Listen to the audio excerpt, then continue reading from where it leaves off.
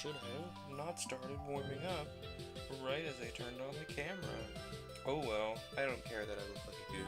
I do that all the time. Let me turn on the light so it doesn't get dark in here as we read.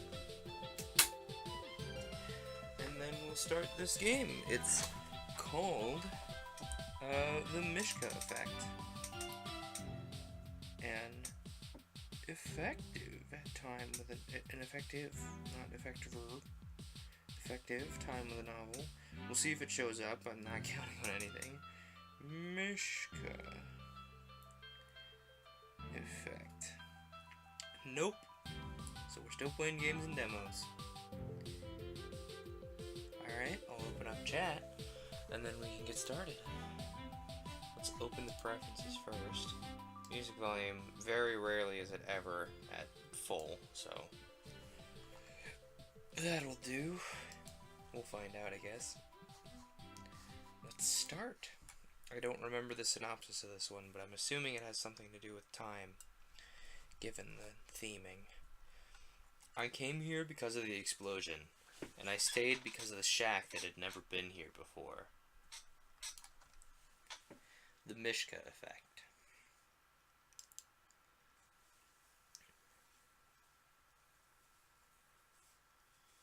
Things aren't supposed to just pop up out of nowhere, you know? It's like if you were jogging and suddenly an eagle swooped down and pulled a fish out of the concrete. There's a proper place for everything in the world. Cause and effect keep us grounded. Take me for instance. Cause, eviction notice on the apartment door. Effect, me wandering around the woods looking for a tree to live under. I tried it once last year. Fresh air is good for you. I mean, at least you're optimistic. Park rangers don't seem to like it very much for some reason, though. They tend to get testy about the campman lifestyle.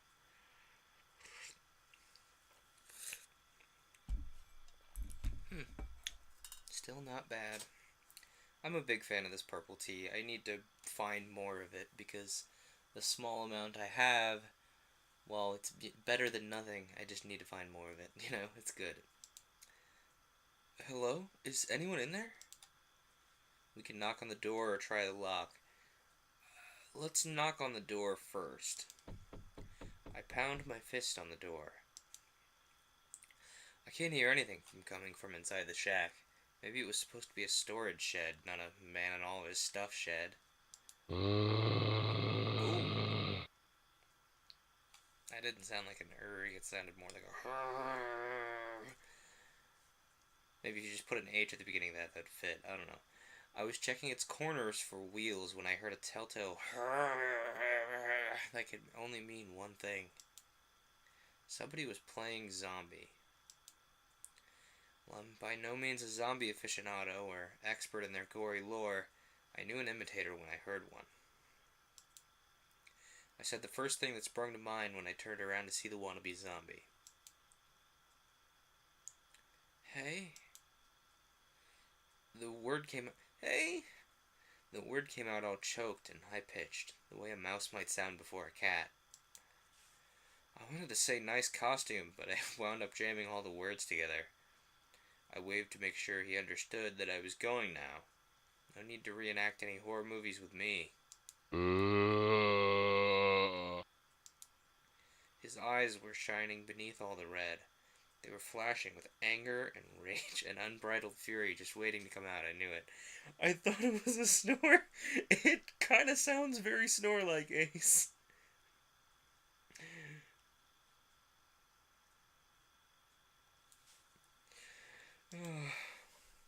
He reached out towards me. I did what any sane person would do, when caught at some bloody stranger's shack. I bolted into the forest, my sneakers smacking off the hard dirt. I wish I had my shoes up here because I could do some Foley or something, but there's plenty of chase music and Foley going on right now, I guess. He gave chase. Messing with this shack must have really gotten on his nerves. Or maybe he was an actual zombie, like a souped up zombie that could actually run and only wanted me for my brains. not for my looks. Sorry I wasn't gonna cut it. You don't reason with people who are bent on ripping you apart for whatever reason. Especially if that reason is tampering with a shack or a car door. Take it from me, it's best to do whatever you can to survive. If that includes grabbing a giant rock and hiding behind a tree as soon as you've got enough distance on your stalker, so be it. And if you had to hit said stalker in the face with a rock, yeah, that's fine. No judgments. I didn't bother to check his pulse. I let go of the rock and ran to get my bike, like anybody else who may or may not have seriously hurt someone scary would. I'm a logical sort of person, you see. When things make sense, I do them.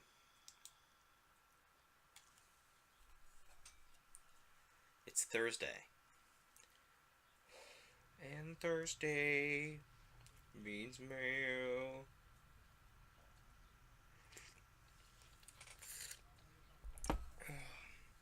The next day at work, I got to thinking about that bloody man's life story. What events could have led him to the woods that cold, fateful night? Was he an investment banker scorned? A wayward cosplayer confused as to the directions of the convention? Someone who tripped over his shoelaces and lost a contact and all of his money? Had no way of getting home in time to pay his rent because he spent too long gawking at the elephants at the zoo? We've all been there before, I'm sure. Oh yeah, I lose a contact and almost die because I lost my rent money because I was staring at elephants every other weekend, man. Hopefully he hadn't had any top cosplayer model dreams. That rock definitely did a number on his face. Could have killed him even, and that'd be bad. There's this new guy at the office that's been staring at me. Now I wouldn't have a problem with all the staring if it weren't for his glasses. There's something about glasses that make people look extra judgmental, even when they aren't. Put on a pair, squint your eyes, and boom. Instant judgment. Fight me. I did have one thing to judge him on, though, and that was the horrific stain on his shirt. It sure knocked him down a few judgmental pegs. At least my shirt's clean. After staring at my cubicle wall for a sufficient enough time, I biked my way back to the woods near my apartment. I really like the UI design on this. It kind of reminds me of Bad Sons, their like little cross logo thing that they have on all their albums. Kind of reminds me of that a little bit. It's neat. I went right to the spot where the bloody man should have been. He was gone. Good. That had to mean he was alive or lurking somewhere in the forest, hatching up revenge plans.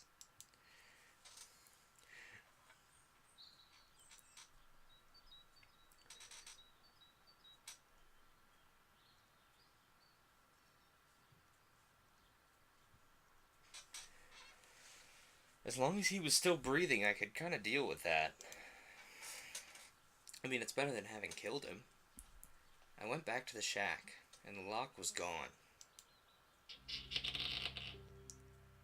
I accepted the open door's invitation to waltz inside. The interior was dusty, as if it hadn't been touched in years. It was more spacious than its exterior led me to believe. The empty space didn't seem to hold any purpose, however. What a waste.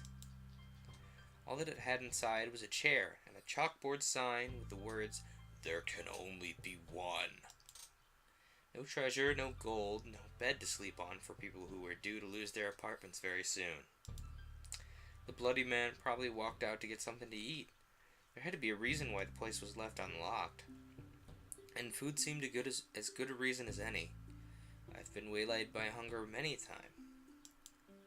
How can anyone deny a double chocolate, triple banana butter crunchwich? I beg your pardon? What? When you're faced with paying your electric bill on time and a crunchwich, the crunchwich wins every single time. No one can resist banana butter, except maybe people who are allergic to bananas. Bless their souls. Crave the crunchwich. The crunchwich from Taco Crunch. Think outside the crunch! I would definitely resist banana butter. I don't like bananas. I glanced over at the chalkboard message again.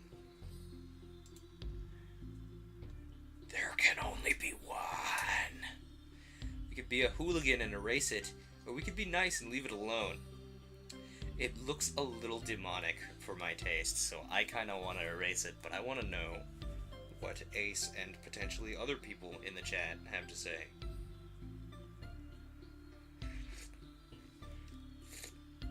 It is just you. There is in fact writing on the board. That's a real thing.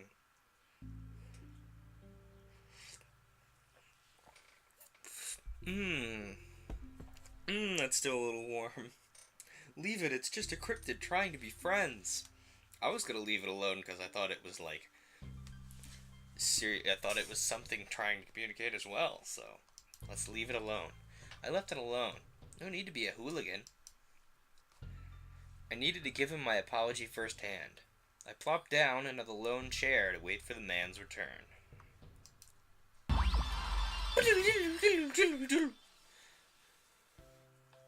Somewhere between sitting down and waking up in my bed, I must have wandered home. The bloody man kept me waiting for too long. I did my usual morning ritual.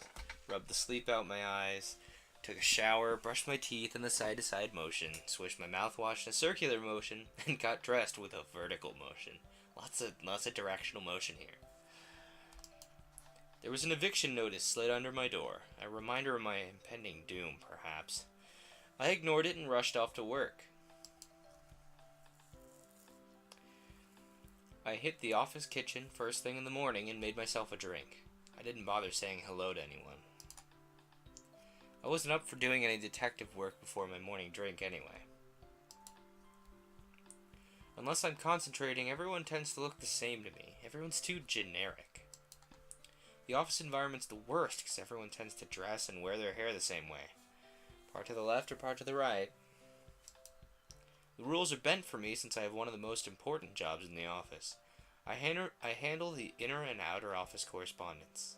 So if you have one of the most important jobs... Oh, are you a mailroom guy? That's probably why you're short on rent. That and you can't resist the crunchiness of the crunchwich.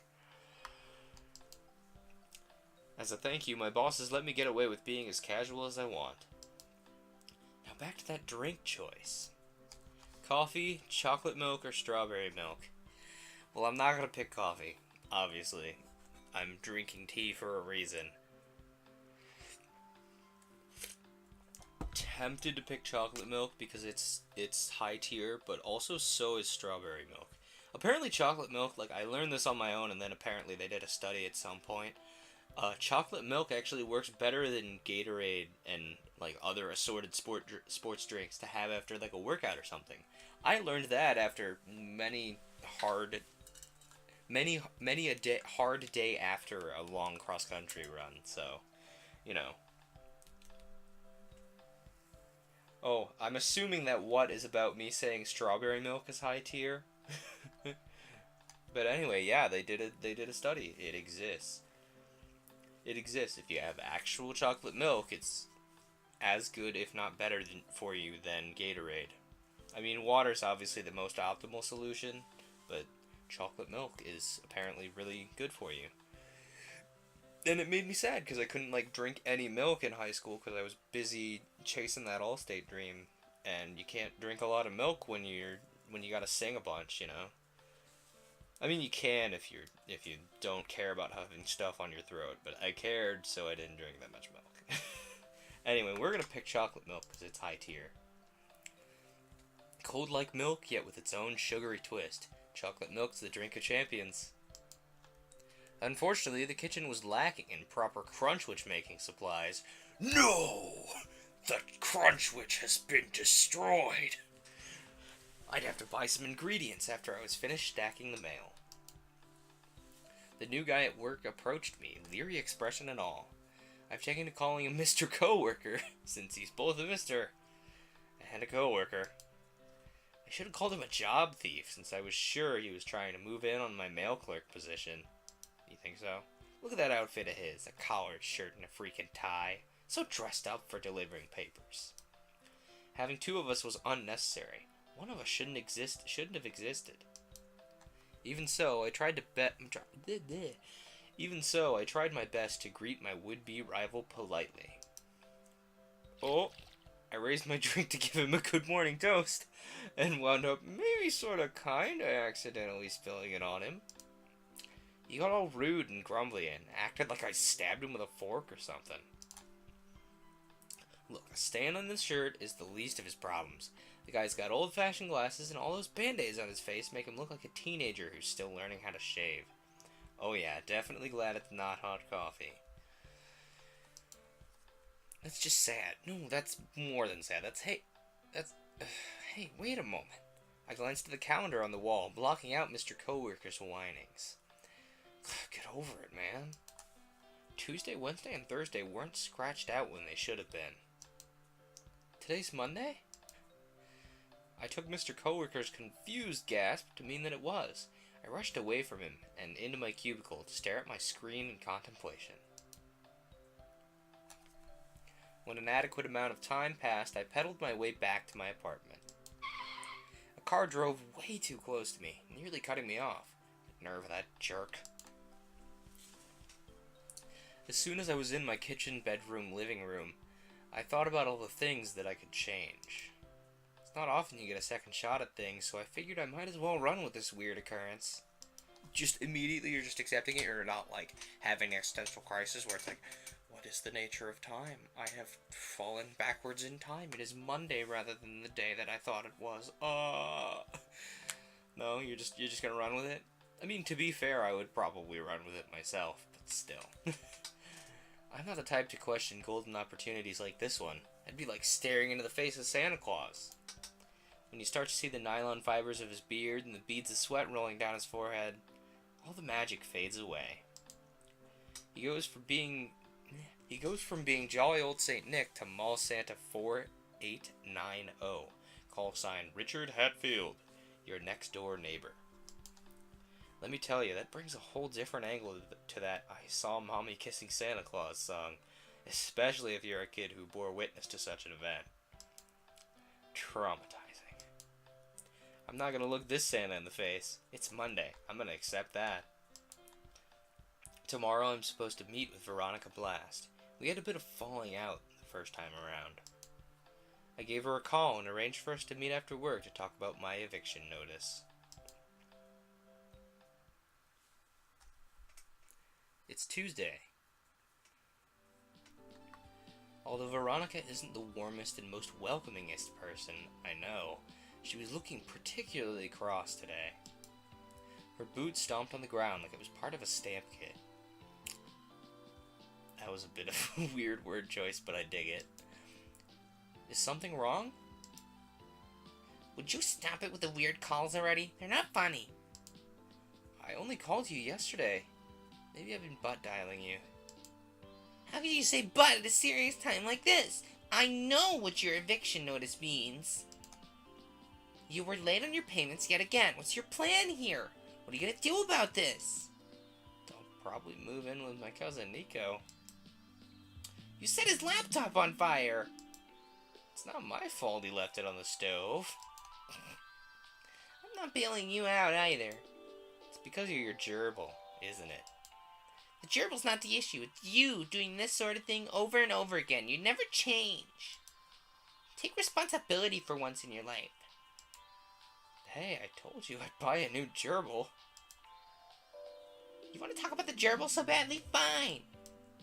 He's being cultivated for scientific research purposes and you ruined him.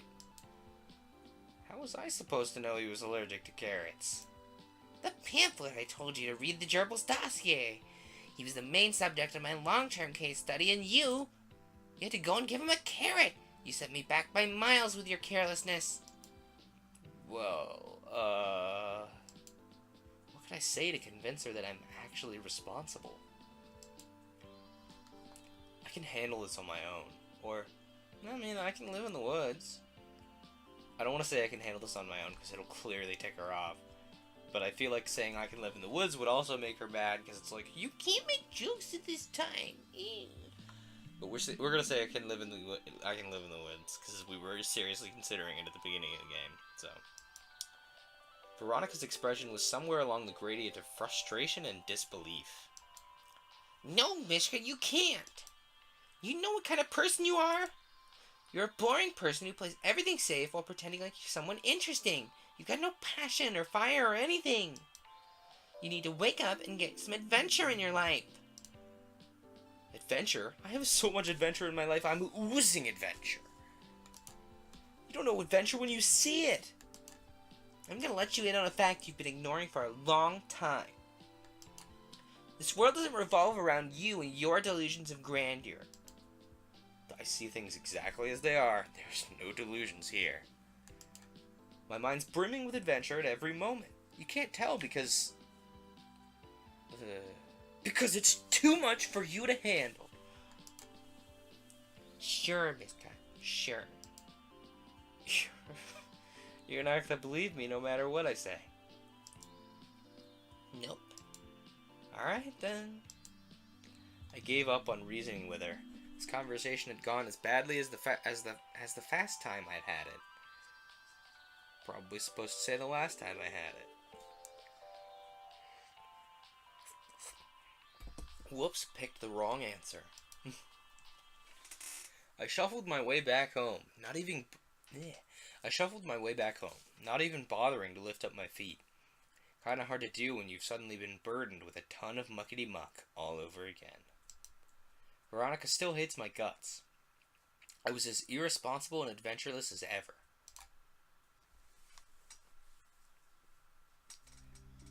On my way to the shack later that next night, I got to thinking about everything she said. Was I as boring as Veronica thought?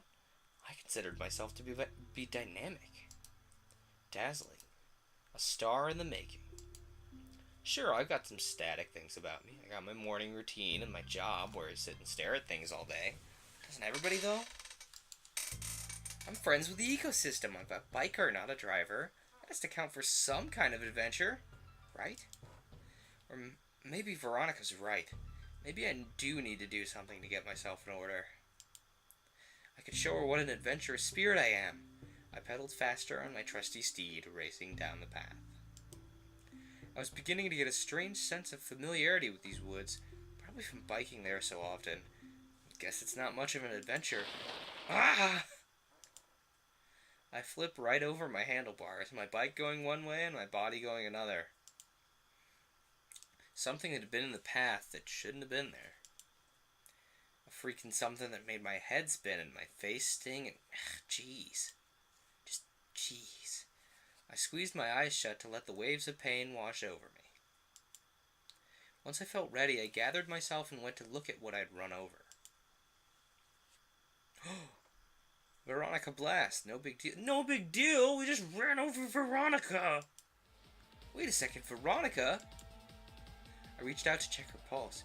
Her body was so still I couldn't tell if she was breathing or not. A loud banging sounded from nearby. Whoever it was might know what happened to her.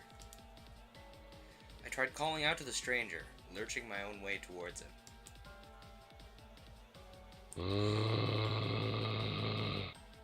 Are you sure it's Mishka making that sound? The hit I took when I landed on my face must have rattled my brain. We're the bloody man! The hit I took when I landed on my face must have rattled my brain. I could hardly see him for the liquid dripping into my eyes. The other man said something that was neither English or Russian or Italian. He made a strange motion with his arm. I returned the gesture, then he took off running, presumably to find help for me and Veronica. I stayed on his heels so he wouldn't think I was a good-for-nothing slouch. We could find some help together. My head injury kept me from catching him, and I lost him. Sighing to myself, I walked past a tree and... died? Oh, no, we got dunked on in the face by the rock from past us. When I woke up from whatever that hit was, I was all alone. The stranger was gone. Veronica was probably long dead by now. The crows had to have gotten her by now. I'm just being realistic here. She looked like crowbait with the way she was sprawled out like that, if you'll pardon my straightforwardness. Her body wasn't where I remembered it to be, but then again, I was having a hard time remembering anything. A sudden whatever that was to the face would do that to some people. I was too weak to walk, so I wound up dragging myself to the shack. The door was open, so I let myself in. I bet this was the sort of adventure she meant. I'm sure her intention wasn't to die, but, I mean, that happened. And I could change it. I could be a real difference-making hero. Everything happens for a reason, after all. I could save Veronica Blast from whatever happened to her, and come to think of it, I could figure out why she was dead in the first place. What was she even doing in the woods? Door open, let self in, same. There was nothing on the chalkboard sign. Someone else must have showed up and erased it. That hooligan! Golly gosh!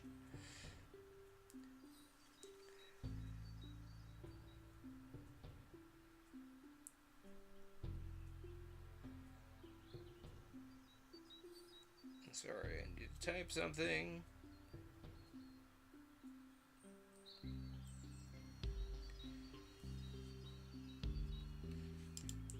Strange. I plopped myself down into the chair and closed my eyes. There's that off-brand Pokemon music again. Thank you for calling him that, I guess. Because it's gonna be that I'm gonna not be able to unhear that now. Also, I probably shouldn't check Snapchat because it disconnects me from chat, and that's important to watch. It is the off-brand music. I can't unhear now, dude. When I opened them again, I was back at... Oh boy.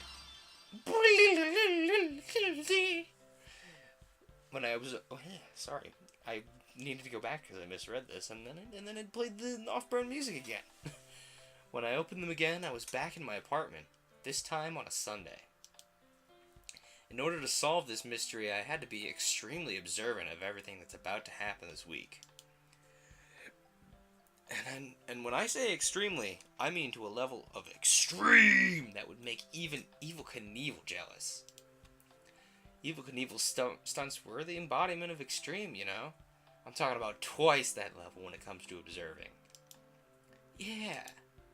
And I started some extreme note-taking. I gotta be able to reference every extreme thing that happens in case I get confused. Okay, so... Oh, okay, so it has some timeline notes. Whose raccoon emote is that? Sorry, I'm talking about chat for those of you watching this video. We saw the shack for the first time. So this is basically like the path of our jumps and whatnot. Okay.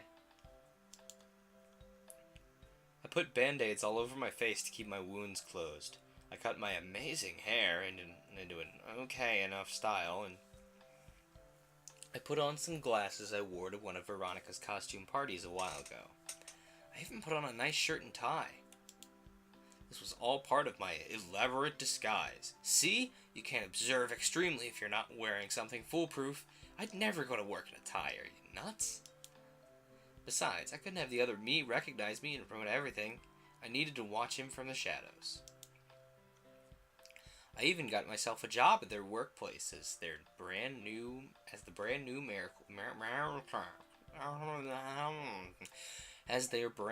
mail clerk.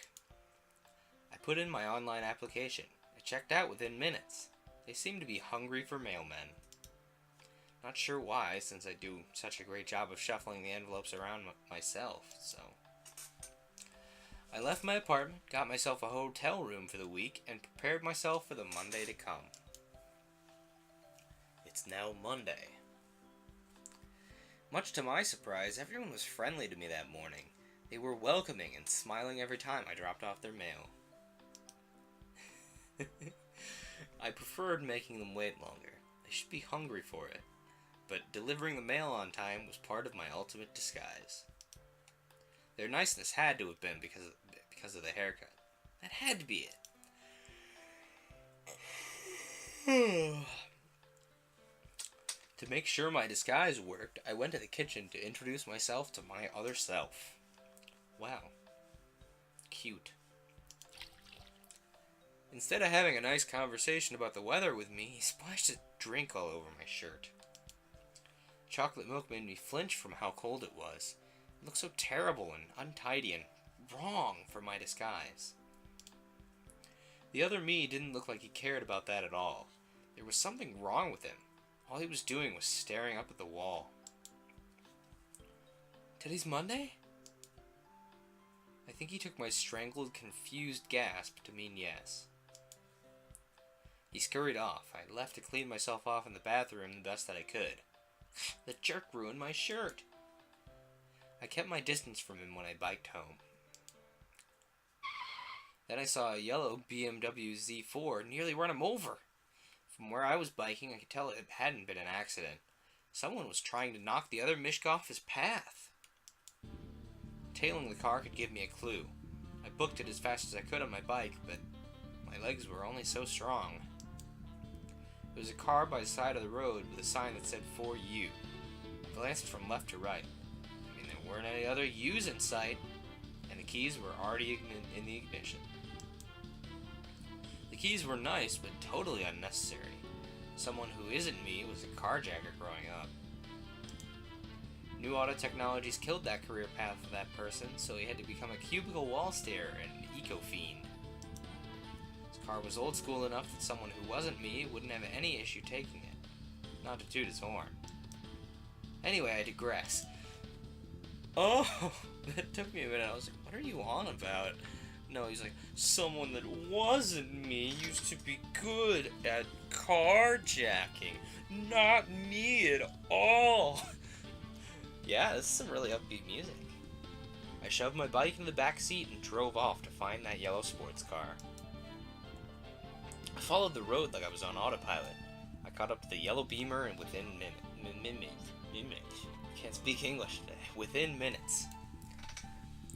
It made a few turns and a couple of loops back to my hotel. I pulled up alongside the other car and got out as soon as the other driver did. The driver looked somewhere between tough as nails and I can open up a beer bottle with my bare hands. Nice stain. I pushed up my glasses and looked him straight in the sunglasses. The upside down looking sunglasses, no less. I put my best glare on my face. You know, you almost killed that biker. You chased me all the way here because of that? I thought you were a cop. Why would you be worried about something like that? Aren't you too? Ours isn't everyone? I felt a strange sense of camaraderie with this shaved fellow. We had a similar distaste for the law. I respected his wise sensibilities. What's the real reason you're following me? Is it for adventure? Yes? The way he sounded that, it sounded so much like Veronica. I knew I was breaking my nylon beard Santa Claus rule by doing this, but I had to question his word choice. You wouldn't happen to know Veronica Blast, would you? He seemed to freeze up at her name. You should let sleeping dogs lie. Stirring things up can only make things worse. If you don't want time to get even more messed up than it already is, you shouldn't interfere with anything from this point forward. What a strong way to say anything. Of course, that's how I plan on figuring out what happened to Veronica anyway. I'm seeing everything without interference. Extreme observation. Are you sure you can do that? I'm blind because of what's about to happen. Heed my warning. What? Nah, I'm kidding. How could I drive if I were blind? You had me going for a second there. Well, what can you tell me about Veronica? I'll tell you about it tomorrow. Veronica's still safe then, so you'll be fine. I'm staying in room Thunder 12. Today's not a good time. This guy kinda does look like an alien, you're not wrong. Alright, thank you. I think I'm down the hall from you, and... who are you, by the way? You'll get your answers tomorrow. Very clearly Mishka from the future, though. Mishka, rather. There's an H in there.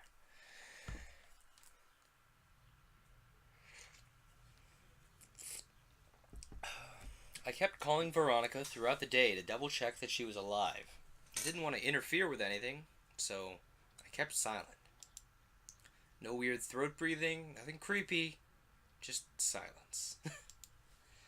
With every call, she became increasingly annoyed. I mean, that's Veronica Blast for you.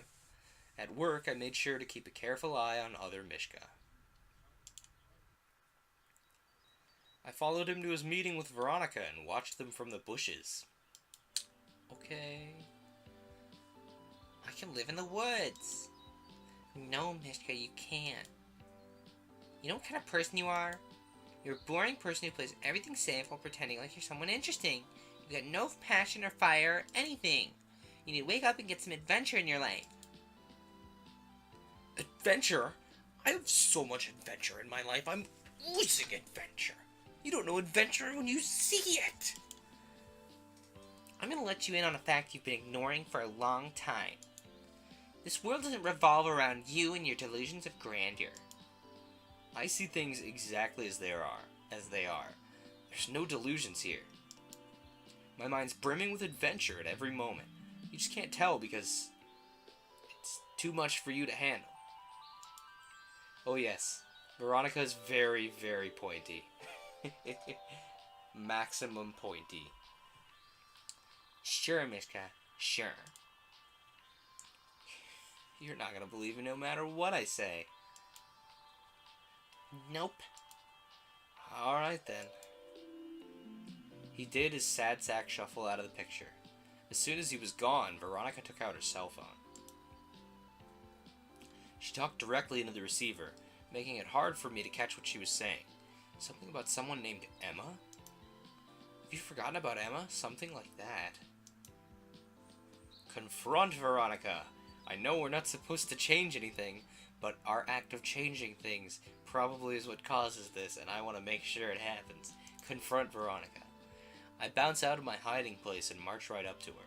She pulls her phone away from her face. What's with the quick change? Did you lose a fight with a razor? You've got something on your shirt. You're just an altogether mess today, aren't you? I know the shaved man warned me to not do any interfering, but I had to do it. I've already come this far. Don't go into the woods on Wednesday. Nothing good's going to come of that. Nothing good is going to come out of it. In fact, something really bad is going to happen. So I strongly suggest I strongly beg you not to go there. Stay home, go to a spa, come up with another gerbil experiment. Just do something. Whatever you do, just stay away from the woods. I'll do what I want to do. Is what you're doing more important than your life? You're gonna die. Oh, really? Maybe I should have tried the "you're gonna die" line on you. Maybe you'd have paid your rent on time, and maybe you wouldn't be shipping off to who knows where. I'm not going anywhere. Save it. You can change the way you look all you want, Mishka, but it doesn't change the fact that I'm what? Tell me. For starters, you're irresponsible, you never keep track of what's truly important, you spend your time getting caught up in the most inane things. You wander off on strange tangents, you're never focused. I could go all day on this subject. Should I continue? No, I don't want to hear any more of that. I'm done. Good luck living in the woods or whatever crazy plan you have. There was no point in fighting against her negative energy. When Veronica had her mind set on a goal, she always followed through on it. I walked off. I returned to my hotel. I knocked on the shaved man's door, but there wasn't an answer. He must have stepped out for something, I guess. I fell asleep as soon as the head hit my pillow. Just the head on my body, not my head or anything.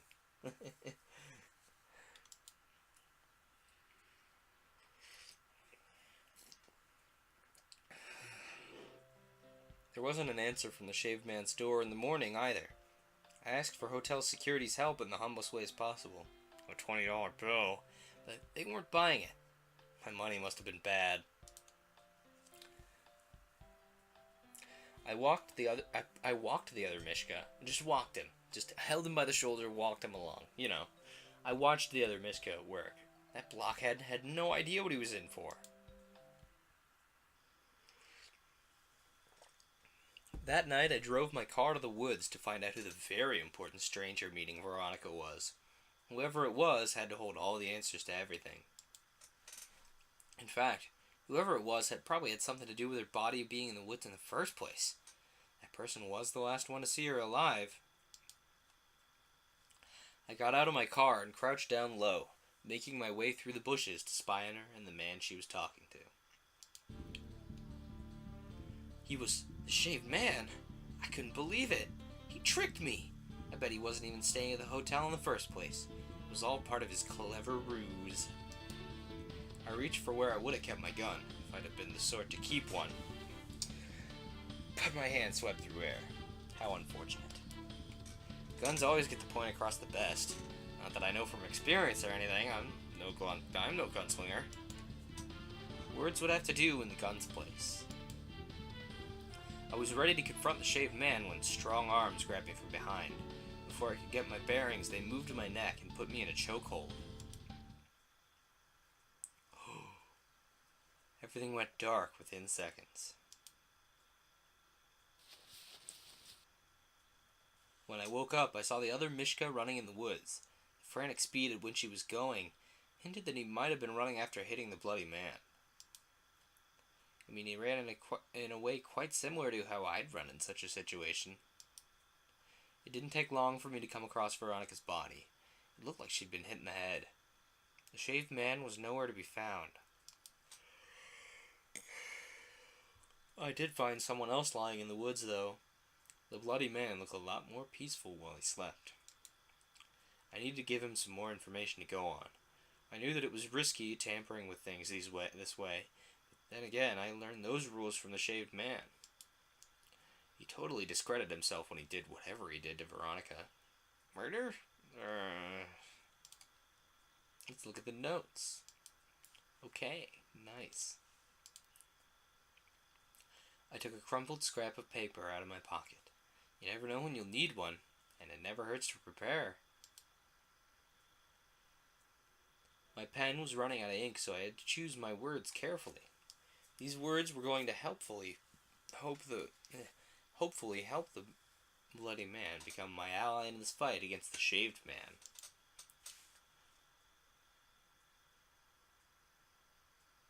I wouldn't say you can save her because you kind of got choked out by another version, probably another version of you. I'd say don't give up.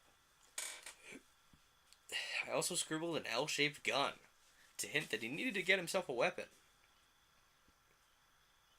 He needed to look intimidating enough for the shaved man to get away from Veronica. The math was simple. Mishka plus gun equals invincibly scary. It was an instant boost. I stopped myself from going into the time machine again. I didn't think I was ready for another Sunday. I needed to go into Thursday and find out what happens after Veronica's gone. The other Mishka was going to return to look for the bloody man. I couldn't let him run into Veronica this soon. I hit her body in a way that may or may not seem skillful. Who's to judge? Veronica certainly wasn't going to judge me, given her current state of affairs. Things could continue to happen normally, or at least as close to normal as this situation become. I'd already learned a lot more than I had before. I then drove back to my hotel. The shaved man's car was missing from the parking lot. And it's Thursday. I suspected that the bloody man had jumped back to Sunday at this point in order to prepare himself to become Mr. Coworker. Tonight was going to be the night where the other me would make his jump back to Monday. I watched over him at work. He spent most of his time staring at the wall instead of doing anything to help people with their mail. I don't understand how he gets away with that. I couldn't explain the entire situation to him without him freaking out. He was too fresh. To get to the bottom of the Veronica story, I had to keep him calm. After work, I returned to the hotel to find more clues. The shaved man's room Thunder 12, seemed most likely to be a treasure trove of clues. I had to pay a maid triple what I offered the security guards in order to be let in. She didn't buy my story that we were cousins, so I had to pay her to make up for the difference. The shaved man kept his hotel room the same way I would have. His pillows were double stacked and his blanket was halfway off the bed at an exact 58-degree angle. I took out my trusty multi-tool to make sure of that. There was a flowchart on the floor. It detailed certain events that would happen on certain days. According to my near spotless memory and the notes I'd already been taking, everything checked out. It was almost as if the shaved man had been stalking me. Plot twist, I wasn't the stalker, I was the stalkee. Or worse, me and the shaved man could be one and the same. His sunglasses made it difficult for me to work on recognizing his facial components. Come to think of it, that was a good plan. Not the facial components thing, but the sunglasses thing. If I were to completely replace the shaved man, well, I could get lots of information from Veronica, and then I could save her. As long as everything else stayed the same, things would work out perfectly. The shaved man's outfit was simple enough to reproduce. Sunglasses and a shaved head, what more did I need? There were clippers under the bathroom sink. I pressed them down onto my head and pushed it along from the hairline to the back as I paced around the room and thought. My hair fell before my eyes in clumps. When I was finished, my head felt a whole lot colder. I left a message for the real shaved man. I will find you. Once I was done with everything else, I was going to give that guy a piece of my mind. I bought myself some sunglasses that looked strikingly similar to his. Maybe we shopped at the same place, and went off to the shack in the woods. Nothing happened the first time I sat in the chair. I must have had the angle wrong. There weren't that many different ways to sit in it, so I simply tried again and hoped it would send me back. Off-bird Pokemon music. It worked the second time, and I went back to Monday. I decided to set the stage this Monday for everything else to happen as smoothly as possible. Now we're the shaved man. I got a car and put it by the side of the road for Mr. Coworker me to pick up later. I made sure to leave a sign that said "For you" to make it perfectly clear to him. The guy sure seemed uptight for some reason. Must have been his glasses. The hotel put me in room Thunder 12. I didn't have any other choice. Hopefully that wouldn't turn the real shaved man off from the hotel. Well, you'd be surprised. For all I knew, room Thunder 12 meant something special to him. I made sure to rent myself a yellow BMW Z4 for my travels.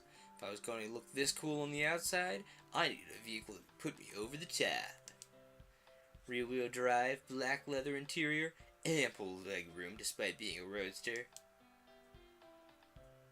I didn't mind spending the money. I figured that by the time this was all said and done, it'd be like I hadn't spent a dime. I put the car into drive and glanced at the dashboard clock. Any moment now, I'd see myself biking home. Based on what I know, I'm supposed to drive close enough to make it look like I'm about to hit him. There he was. The time to drive was now. Oh, drive fast and furiously. I slammed my foot down on the pedal. It took a half a second for the BMW to reach him. I turned the steering wheel hand over hand, attempting to avoid a collision. If the turn had worked out perfectly, things would have been able to go on as normal. Long story short, it didn't, and the guy went flying, and then I ceased to exist. I didn't know what else to do besides keep driving. Hospitals were never part of the plan. That Mishka would have to shake the dust off of himself and go on his way. As long as he got back on track, things would be okay. I ran my hand over my hairless head. My brain hurt. All this stress was going to do me in. I parked at the hotel. When I got out, grumpy Mr. Coworker was standing there to greet me with a strawberry milk stain this time. Note, it's different. Nice stain. Nice stain. I wasn't prepared to have this conversation with him. He needed to take his angry face down some notches. Turn that frown upside down. Invert those brows. Have a jolly looking surprise face instead. To make matters worse, he did that pretentious eyeglass push-up while staring right at my shades. Was that a challenge? You know, you almost killed that biker. You chased me all the way here because of that? I thought you were a cop. I knew he wasn't, but I had to say that to pique his interest. Why would you be so worried about something like that? Aren't you too? Isn't everybody? By the look at his face, I knew I had him. I jumped right to the chase. What's the real reason you're following me? Is it for adventure? Yes. You wouldn't happen to know Veronica Blast, would you? I thought about all the ways I could answer that question. What would the real Shave Man say? I was clueless. I decided the safest thing to do would be to dismiss his question with a little ambiguity. You should let sleeping dogs lie. Stirring things up can only make things worse. If you don't want time to get even more messed up than it already is, you shouldn't interfere with anything from this point forward. I put an emphasis on the word anything so he'd get the point. Don't interfere with anything from this point forward, okay? Of course, that's how I plan on figuring out what happened to Veronica anyway. I'm seeing everything without interference. Extreme observation. Are you sure you can do that? Stirring things up would only make things worse. Time was messed up enough already, considering how I accidentally hit the other me and all. As long as things stay the same from this point forward, I'm sure everything will be okay. How many times do I have to repeat that to myself before we believe it? I'm blind because of what's about to happen. Heed my warning. What? I had to mess with him. It's too hard to resist. Nah, I'm kidding. How could I drive if I were blind? You'd be going for a second there. Well, what can you tell me about Veronica? I'll tell you about it tomorrow. Veronica's still safe then, so you'll be fine. I'm staying in room Thunder 12. Today's not a good time. Alright, thank you. I think I'm down the hall from you. And who are you, by the way? You'll get your answers tomorrow. It was at the end of our conversation that I realized Mr. Coworker had the wrong colored stain.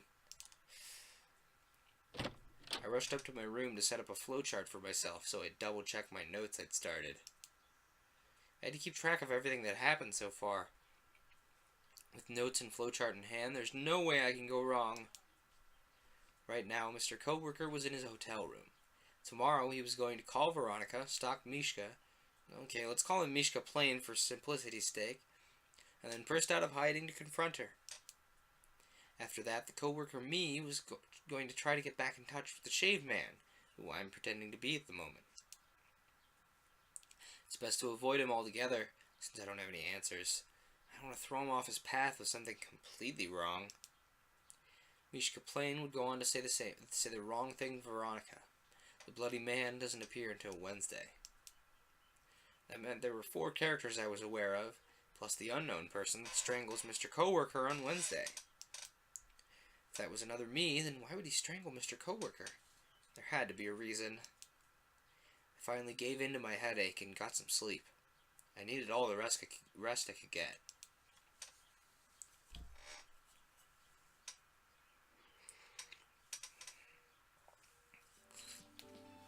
First thing in the morning, I decided to call Veronica directly for some answers. Veronica, we need to talk. People tend to listen to you when you say their name first. Gets them all fidgety. Oh, good. I had a feeling you'd call me. Then again, Veronica's not an ordinary person. The usual tricks don't apply to her.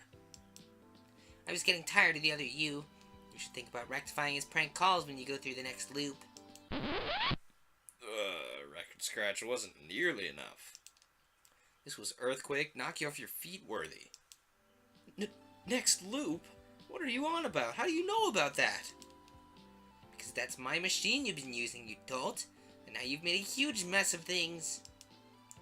When I said you needed to get some adventure in your life, I didn't mean for you to start tearing holes in a time.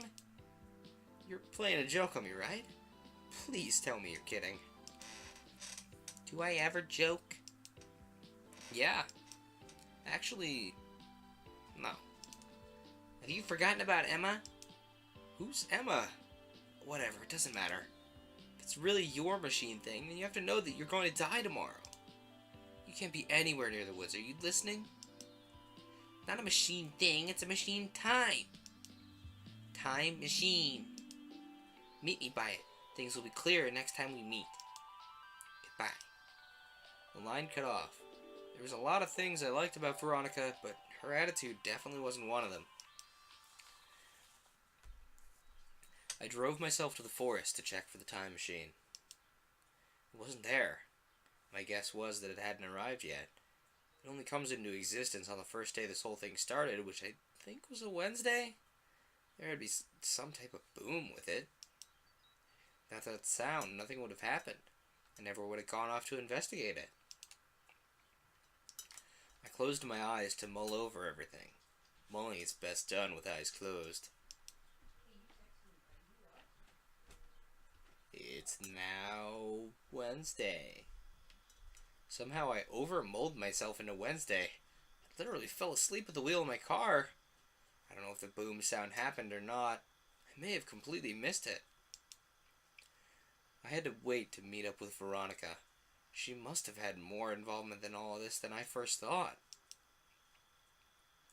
It was doubtful she had anything to do with the whole dying part of the issue, but the rest could have been her fault. It made sense. I got out of my car and kicked my legs. I did all the maneuvers I'd imagined truck drivers would do after being folded up for so long. A beamer might be a beamer, but it's still not a bed. Sleepy in cars again, Mishka? Veronica! You're here. Great. You have a lot of explaining to do. On the contrary, you're the one who has more explaining to do. You've made a real mess of things. Okay, I'll start with... Do you have any idea what you've done? You've created a monster, a truly vengeful monster.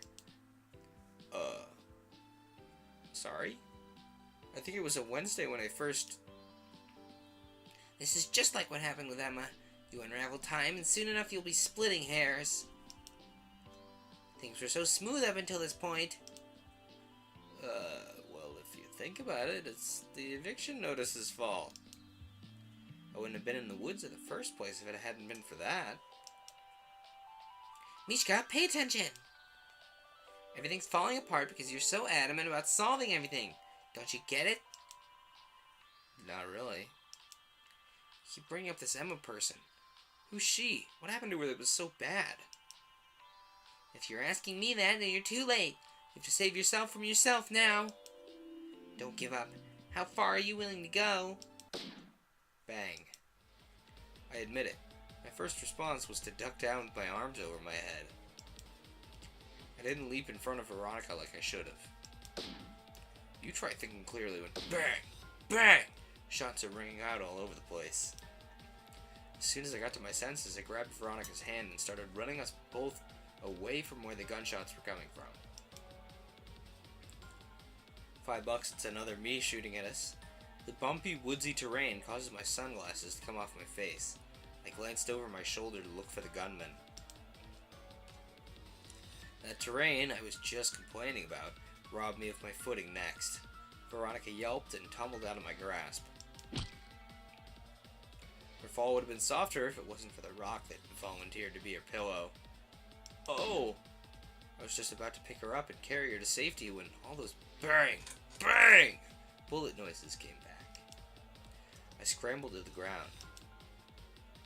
Out of the corner of my eye, I saw my arm dripping red from where the bullet had grazed it. I clutched the wound and did an impressive roll into the nearest ditch. Sometime between the time when my adrenaline died down and my eyes finished leaking water, I must have fallen asleep.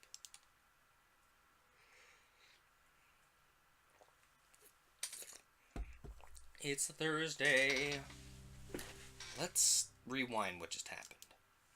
I was talking to Veronica when out of nowhere a mysterious gunman appears. He takes shots. We ran. I definitely didn't drop Veronica. She tripped. I took a calculated move and got myself out of the situation entirely. Once the coast was clear, I re-emerged. I checked my injury. It could have been worse, but it was still a bullet wound. Give me a break. Slight as it might have been, it still hurt. According to Veronica, oh, now that I think of it, she's probably long gone at this point. I kind of left her alone with a shooter, whoops. I had to save myself from myself. It all must have been that note's fault. Messed up the timelines. So much for you can never be too careful. That gun was supposed to be for the shaved man, not me. Shoot the guy with the shaved head. It's that simple. Okay, if Veronica was right, and believe me, she usually is, then the guy after us was some bizarro version of me. Bizarro Mishka, why'd you have to take things to this level, huh? Was it because I hit one of me with a car? Was that you? You got hit with a car and then got my note somehow. I thought I wrote that for a different Mishka, the one that had the blood all over his face. Something got confused back there. No, I must have been confused. Darn it, we all look too much alike. That's the problem. We need name tags. I could go back to Monday and get us labels. It's not helpful either, though. Veronica's better at coming up with these sorts of things. That's why we used to be such a good team. We balanced each other out. There's no point in thinking about that right now, though. I've got to think about things like Emma. People like Emma, I mean. Not trying to be rude here. Who's this Emma character that Veronica kept bringing up? She had to show up sometime. Instead of taking myself into Monday, I should see what happens tomorrow. I needed to prepare myself first. I jumped into my car and drove to the hotel. Mr. Coworker's car wasn't in the parking lot. When I got into my room, Thunder 12, it sounds wrong just to say my room, Thunder 12, I nearly gagged. There was hair everywhere. Someone had been in there. Whoever it was had left a note for me. I will find you. Was this one of Bizarro Mishka's tricks? Good heavens, this guy has worse memory than me. No, Mr. Coworker was becoming the shaved man, just like I had become the shaved man. And he was going to talk to the shaved man, except the shaved man wasn't the shaved man. The shaved man was me. The shaved man was always me, wasn't he? They were going to team up and take revenge on the wrong person. Mr. Coworker and Crazy Bizarro me were going to combine forces and take me down. The strength of one Mishka is impressive, but two? Someone else was pulling the strings. I stared back down at the note. I could replace it with something new for all the Mishkas to find, or leave it alone. Let's leave it alone. I decided to leave it alone. I didn't want to mess anything up further. I laid down onto my bed and stared up at the ceiling. My shoulders stung. I should ask Mr. Coworker for some spare band-aids. My eyes closed and I drifted off to sleep. My nap somehow turned into an all-night sleep. It's Friday. When I woke up, I wasn't alone in my bed. There was a bulletproof vest next to me. The sticky note on it read, "You'll need this." I can't even begin to guess who did this and why. I'm not even sure how they got into my room without waking me up.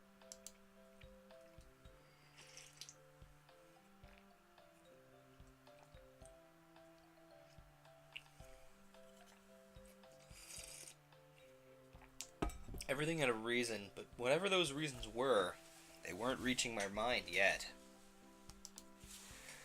It's creepy cryptid Misha. The final Misha. Mishka. It's not Misha, it's Mishka. Misha was a character from a different visual novel I haven't read on stream yet, I think. I wonder if I can read that, actually. I don't know. I slipped the bulletproof vest on. The gift giver had also bandaged my shoulder for me. How thoughtful. I considered getting myself a weapon, but I had a feeling that killing any of their Mishkas might cause something bad to happen. Like my lack of continued existence. You can't just erase yourself like that, it changes you. You're never the same after that. That's why it's so weird that I'd try to shoot myself.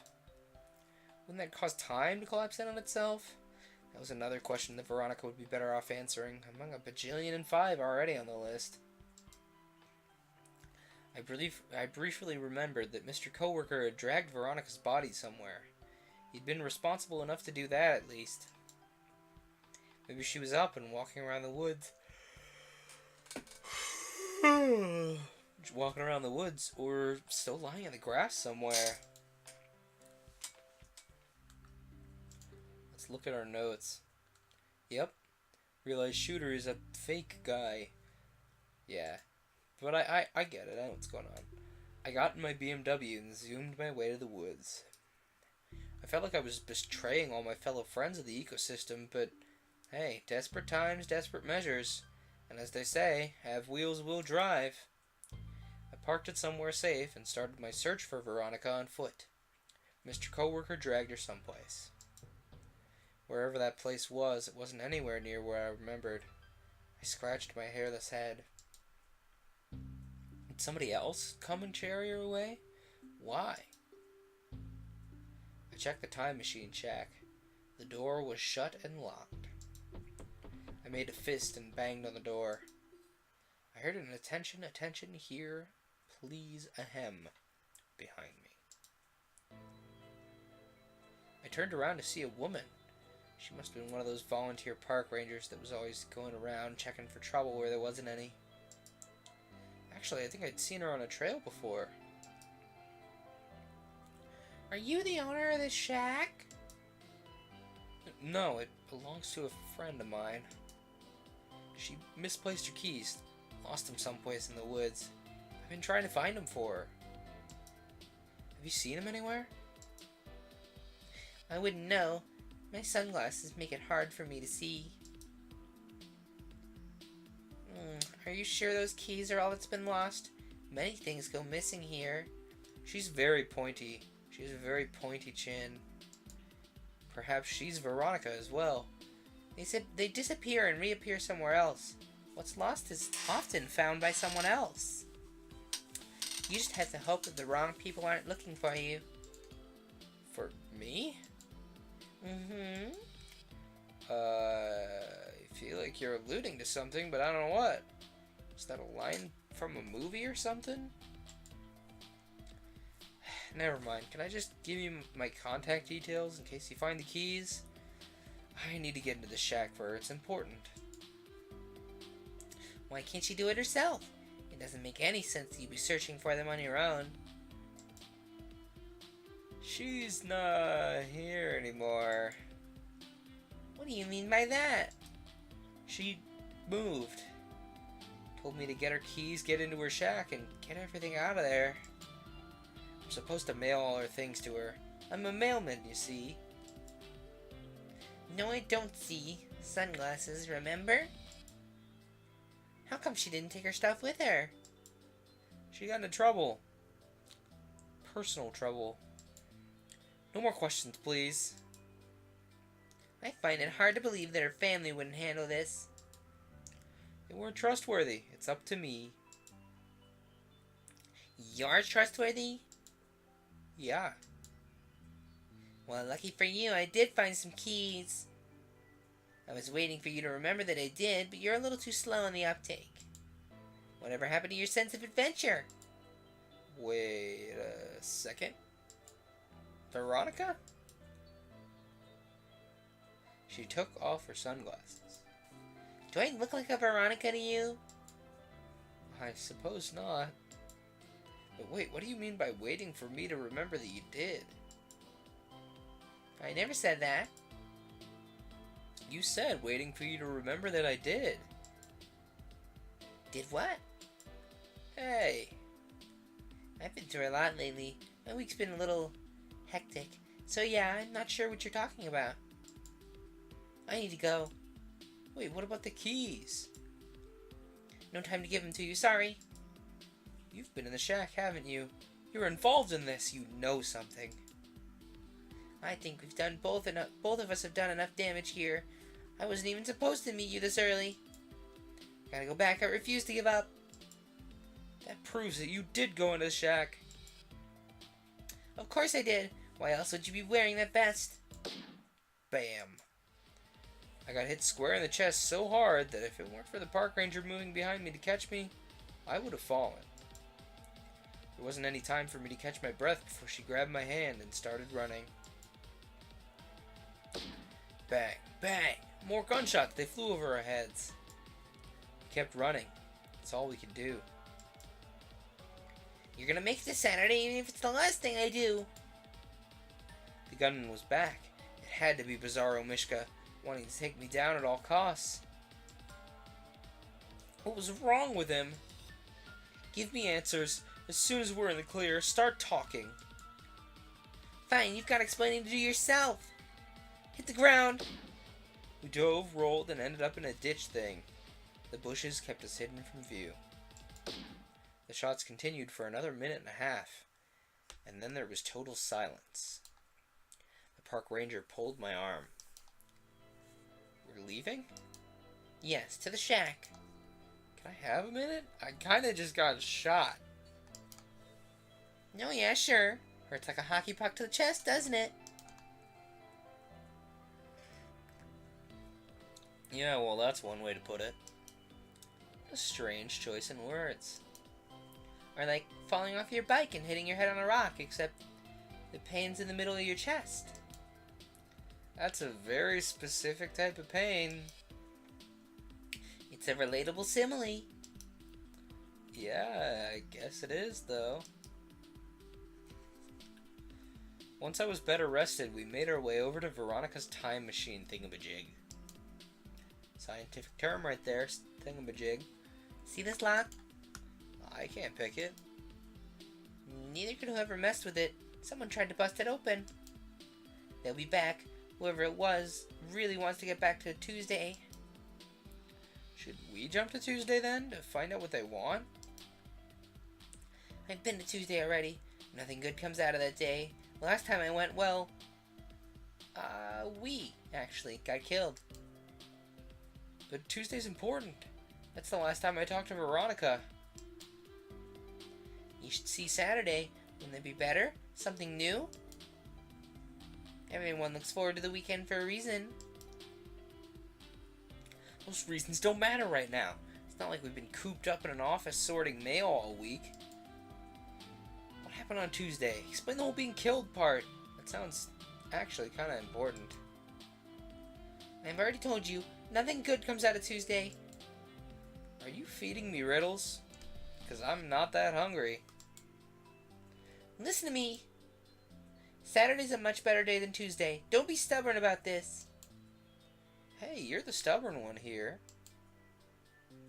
We weren't going to get anywhere by arguing back and forth. I threw up my hands. Fine, we'll go with what you want. Obviously, you know more than I do. Glad you see things my way. We should figure out things in room Thunder 12. You've got a chart there, right? Her question was less of a question, more like a statement. She must have seen it when she left the bulletproof vest for me. I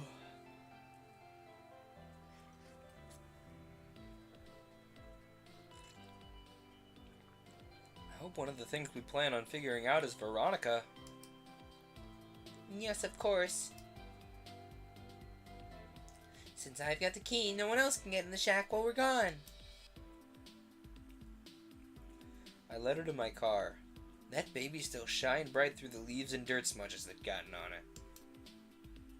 I'm driving. You're a park ranger. You don't drive, you bike. Park rangers should be never be so irresponsible as to drive a car. Park ranger? You acting like there's a park ranger code of ethics or something. I get it, you're just searching for excuses. Face it, you're the one who's too irresponsible for a beauty like this. It's a Beamer, a BMW Z4. Its specs are magnificent. It's an excellent choice if you're looking for something that's sporty and luxurious. Let me guess. We're not going anywhere if you're not driving the Beamer? Yep. I tossed her the key. The park ranger drove us without any sense of control whatsoever. I had no idea where she got the idea she was a responsible driver.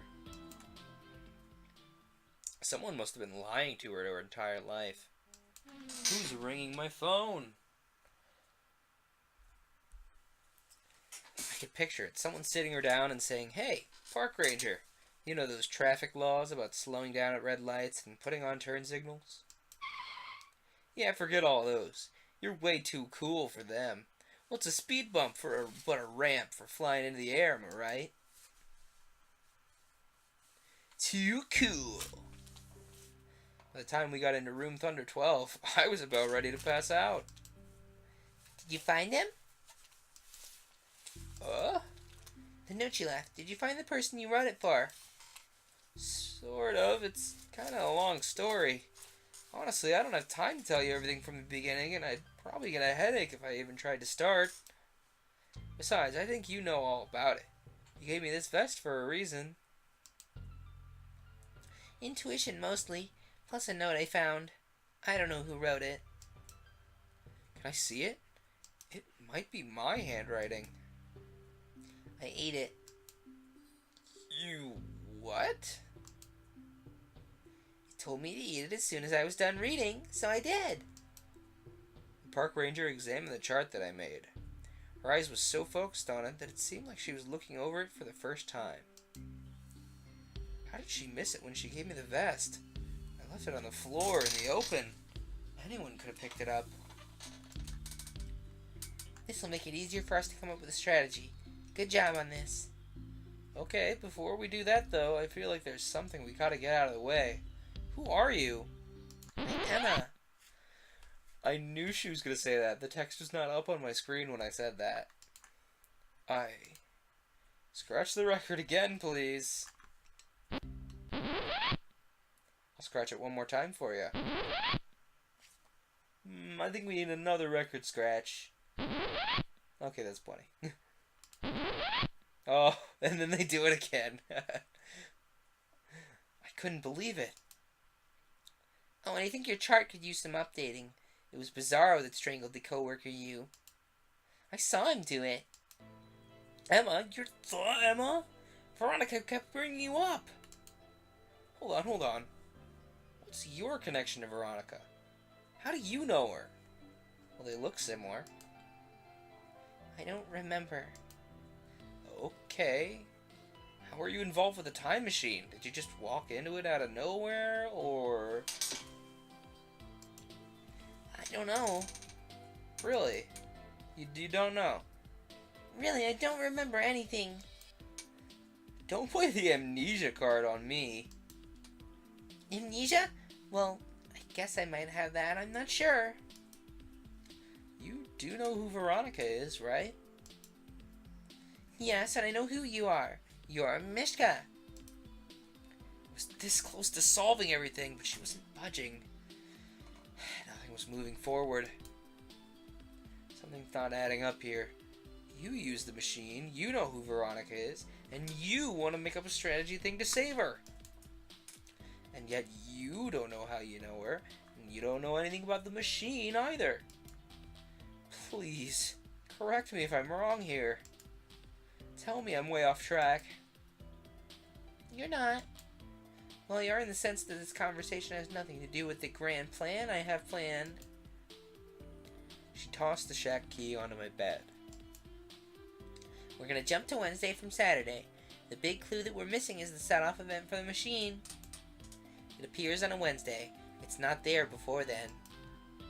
Yeah, I figured that much out already.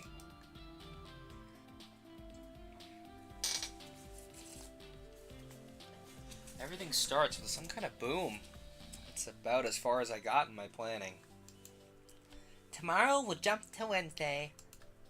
One quick question though. How's it supposed to help us stop Veronica from dying? You have to know the entire story before you can solve anything. That's wise coming from a park ranger. I'm a park ranger? Do you even know who you are? Emma was there one moment and gone the next. If I had hair, I'd have pulled it all out of my head by now. She just disappeared? I grabbed my pillow and pushed my face into it so I could swallow my screams. Why was this happening? It was all so wrong. I'm Mishka Florentine. I should have found a way to fix things by now. Emma just undid herself. She's a paradox. No. I can triumph through anything. Stacks and stacks of mail waiting to be delivered. No problem. Cars need to be hotwired. Someone who isn't me could handle that. Sure, I might have been late on my payments one too many times, and sure, I may have lit my cousin's laptop on fire. I may have even dressed like a chicken on Casual Friday, but that's all in the past. Much like Emma, who no longer exists. Go save her, you dolt. Today was a new day, over and over again. There were two ways I could get to Wednesday. I could either wait until tomorrow or go to the time machine now. Going now would mean jumping back to Tuesday and then waiting until Wednesday. I knew Emma had a problem with Tuesday, but... And there was always a but. Ooh... I don't know, Emma ceased to exist. So maybe that's why she didn't want us to go back to Tuesday. So, like, we didn't make her not exist. Let's go to sleep.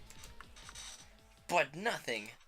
I resisted my strong urge to go against all of her warnings and gave into an even stronger urge. Sleeping. I knew I was sleeping more than usual lately, but all this time loop business was dreadful for my mental stability. It was honestly exhausting.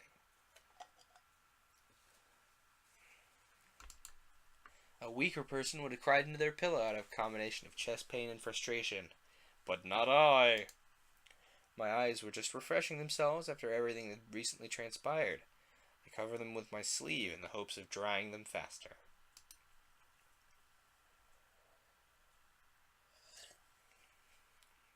When I woke up, it was Saturday. There still wasn't any trace of Emma. I patted the floor where she last stood, searching it for a portal of some kind. All I found was a palm full of hair. Why hadn't anyone explained to coworker Mishka the importance of cleaning up after yourself? He was the one who buzzed his hair off. He should come back here and clean up. What am I saying? I glanced over at my bed. Another nap sounded like a good idea. Maybe, just maybe, I could sleep long enough for all of this mess to be over. The other Mishkas would do their thing and live whatever lives they wanted. Veronica, though, it wasn't fair to not save her when there was a perfectly good time machine thing available. That's like ignoring a double chocolate, triple banana butter crunch witch that's calling your name. Crunch witch.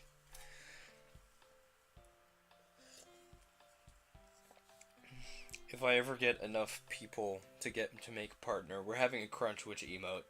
It's a thing that's existing, that may exist eventually. You can't do that. That's pure blasphemy.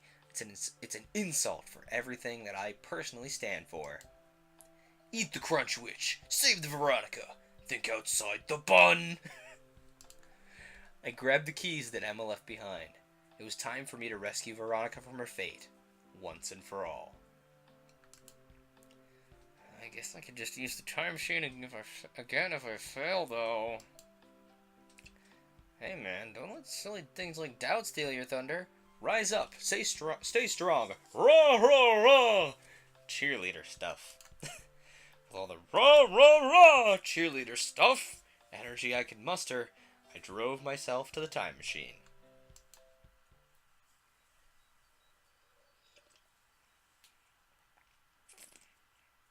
Someone else was there.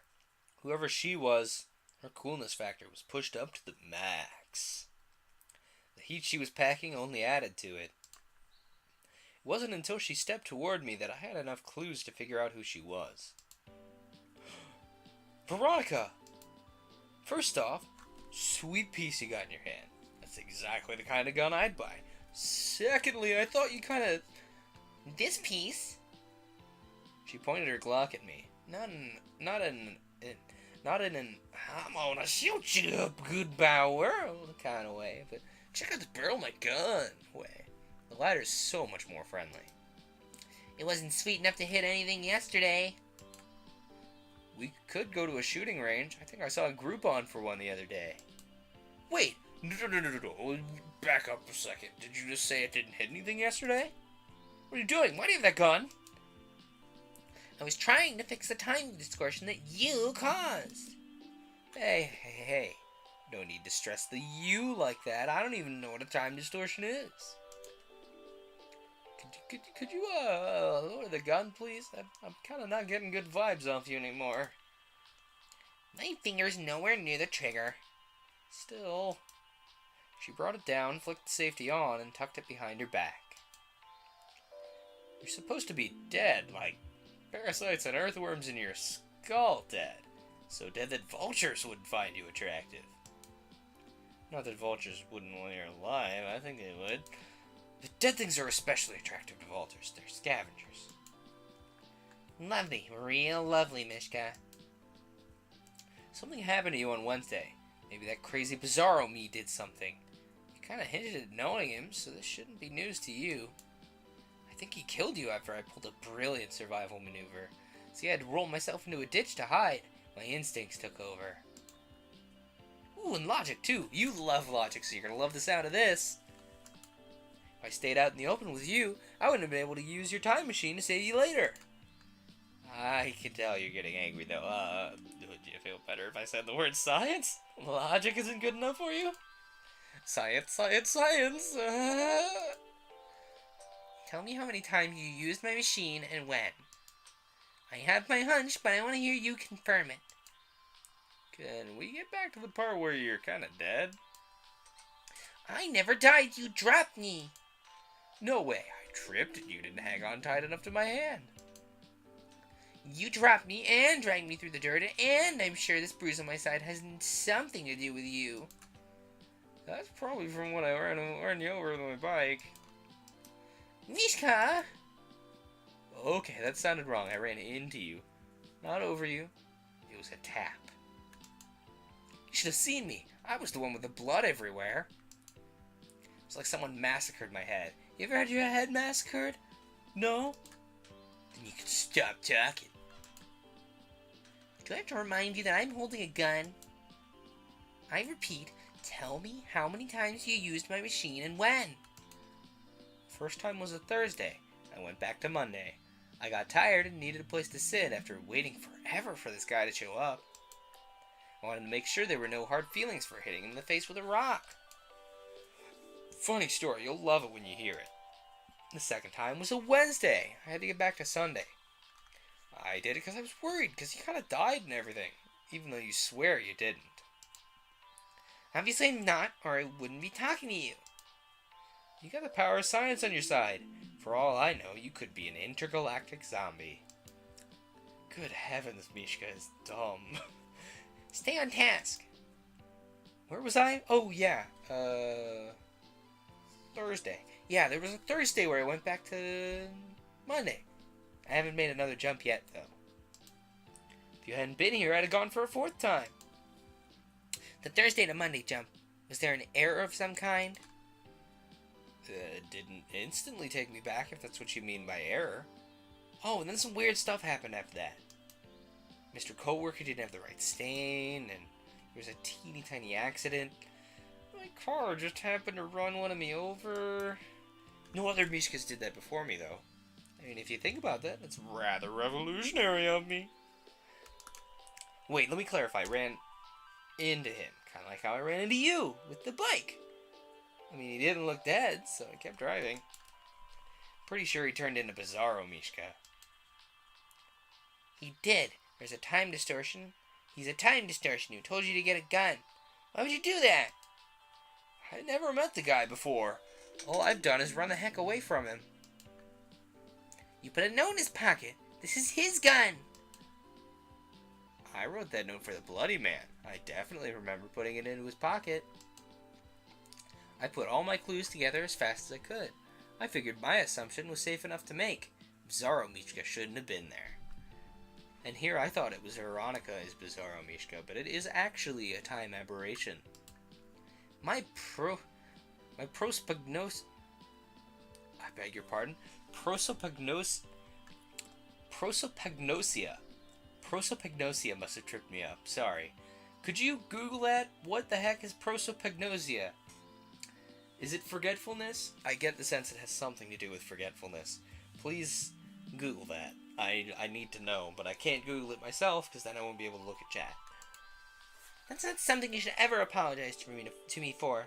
I incorrectly thought you gave it to him on purpose. I'm the sorry one. Veronica apologizing for something? Unprecedented! I pretended to cough so she wouldn't see my grin.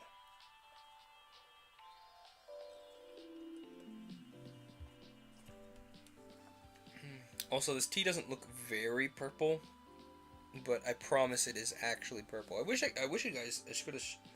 Face blindness, inability to recognize faces. Oh, so that's why he's like, I can't tell faces apart in the early game. That's interesting.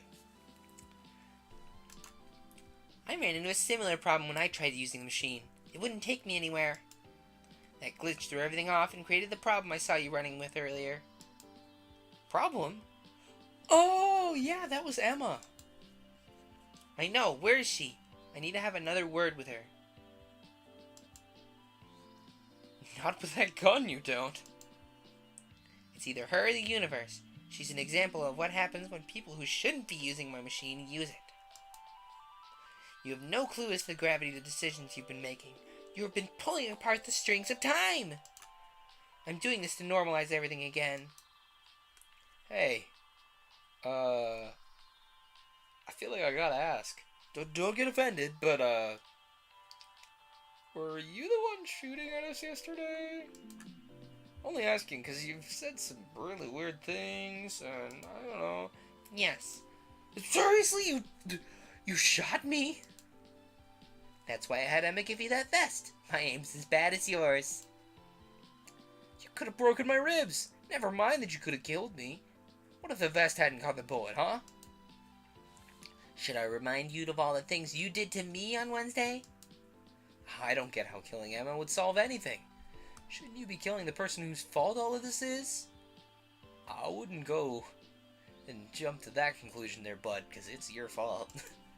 Well, not killing him per se, but you'd kind of be killing me. I mean, maybe you should use your time machine to stop me. Does that make a little more sense? I can't convince you to not go into the time machine. You'd never listen. I'd listen to you. Sure you would. Why'd you build the thing in the first place? That's not something I feel like getting into at the moment. I'm not in the mood to talk about it. Thanks to you, you've set my experience off far way back. Unlike you, I'm well versed enough in its mechanics to be able to freely move across the time stream. Moreover, I made it for my time signature and my time signature only. You're limited to the default setting. 3 days back. Now it must have happened when we were both trying to make a jump. Our streams collided on a Tuesday. Time machine must have gotten confused and made a 50-50 duplicate of ourselves. That's why she has a pointy chin, but also kinda looks like Mishka. That's the most rational conclusion I could reach. A 50-50 split? Are you saying what I think you're saying? Emma's our kid from the future? She's not our baby, she's a merger. In other words, she's a clone in the same sense that Bizarro Mishka, Glasses Mishka, and all the rest are. Co-worker Mishka, not Glasses Mishka. Sometimes I like to call him Mr. Co-worker. Same thing. So you were trying to kill our 50-50 split merger clone thing, weren't you? Oh man. I mean, Emma's not a thing, but still. I don't know where she went. She kinda poofed away. Maybe she's already dead. That might be the result of another distortion. Whoa, don't move for your gun yet. I'm gonna shoot the lock off. I can't believe I lost the keys. All of your duplicates wandering around is stressing the time pack, Rick. Things could fall out from under us at any moment. Imagine if one of them jumped time. I imagine they'd be 3 days before whatever they jumped on. My time traveling experience have always been carefully done. I always land far away from people. I plan everything out to the smallest detail. I don't put the space-time continuum at risk, unlike you. You just had to put yourself in the middle of everything. You left the door open. Anyone could have wandered in. It wasn't supposed to arrive here, door open or not. Human error. Well, what are we supposed to do now? Her, the strategist, Emma seemed like she was starting up a plan, but she kind of puttered out. Literally, if you count poofing as puttering. If there was only one of you, then balance could be restored. Everything would be alright. Emma, what about her? Don't interrupt me, I'm strategizing. Ooh, sorry. Go ahead, you just keep up with that strategizing.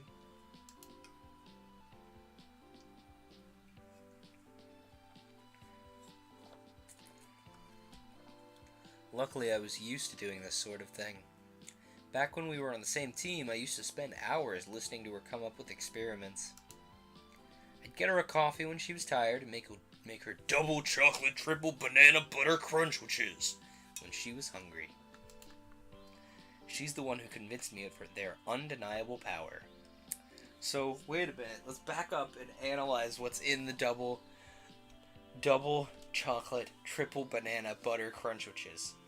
There's obviously some kind of chocolate, probably like a Nutella sort of spread. There's banana, but it sounded like it was banana butter rather than like peanut butter. Banana butter, which, ew. But maybe it's 3 stripes of banana butter and then 2 stripes of Nutella, like cross-hatched, like you're weaving, I guess. It has witch in the name, so it's obviously a sandwich. But then are there like crisps in there or something to give it that crunch? Or is there something else to make it crunch? I don't know. Regardless, maybe it's purple peanut butter from Goosebumps. But then everybody'd be changing size, and that would be even worse. Anyway, she's the one who convinced me of their undeniable power. You know what? Actually, maybe granola? That's a good point. It could be granola, for that matter. Ooh, or it could be what are they called? Wheaties. You could put Wheaties in there. Then it would really be the food of champions. Nutella, 3 slices of banana bread, peanut butter, granola. Maybe. I like the sound of that. That sounds like it might be right. But it also sounded like it was banana butter. Oh yeah, triple banana could be the bread. Like, it's 2 pieces of banana bread, and then the banana butter and the Nutella with the granola. I'd say Wheaties over granola, but like, that's just a personal preference thing. I guess that fits, and that's. I don't know. They mentioned something about banana butter like super early on in the book. She's the one who convinced me of their undeniable power. I got it! Emma's the answer to everything. Yes, you're right. She's the best of me and the best of you. She'll be the time princess who fixes everything, while you and me will be ruling the universe as queen and king. Notice how I said queen first. I'll still be your sidekick. Your imagination's out of control. Reel it back in. I don't know what a banana butter is, dude. They definitely mentioned it early on. Like, I kind of want to save the game and like start over to try and get them to talk about banana butter again. Nah. Actually, just maybe Google banana butter. Is it a thing that even exists? It's not Emma herself that's the key to this. It's the Emma effect. The merger itself. We just have to round up all the Mishkas that are out here, put them in the time machine, and make them jump all at once. You'll all combine back into one Mishka. I'll figure out the right settings to make this happen. Meanwhile, you have to work convincing all the Mishkas to do this. We've already established why they won't listen to me. You've been in their heads, so you should know what to say to them. The best day to do this will be Wednesday. That seems to be the busiest day for all you Mishkas, correct? I guess. I mean, every day's kind of blurring together. Let's look. Yeah, Wednesdays do seem to be the busiest day according to our notes. Step back. I'm gonna try and destroy the lock. I've got the keys though. You do? Why didn't you say so? Because if I did, you'd have been putting 1,000,000 bullets in Emma's face by now. I suppose you're right. I'm not sure what the consequences of that would have been. Emma's just an extra now. Her death won't help anything. It's the Mishkas that are more important.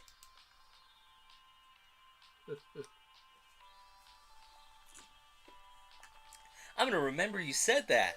The Mishkas are important. That's not the wording I just used. Let me run with this for a moment, okay? Once you're done, get yourself to Wednesday. That's Veronica for you. She takes up as much time strategizing as she wants, while giving me no room to revel. It's alright with me, though. I'm glad I get to pretend we're teammates again, at the very least. I'll carry out her plan to the best of my ability. I unlock the door and step inside. The place smelled as dusty as I remembered. If Veronica hadn't been Veronica, I would have told her that she should clean up the place sometime. But Veronica's Veronica, and I'm Mishka, so I just sat on the chair to jump to Wednesday.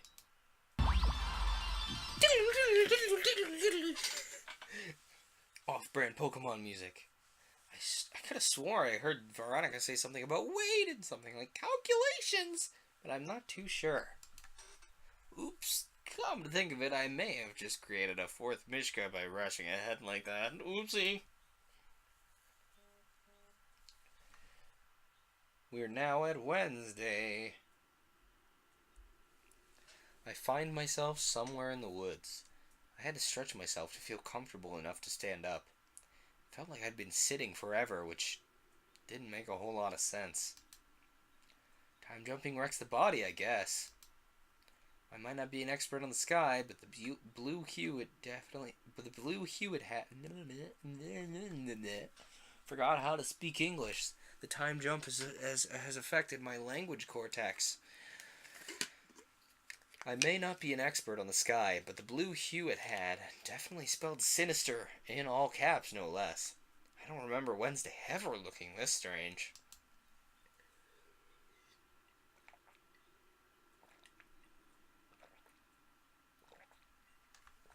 Even the dirt beneath my shoes seemed off, almost squishier somehow. What happened? Was jumping 4 times one too many? I walked through the woods, trying my best to look out for any Mishkas.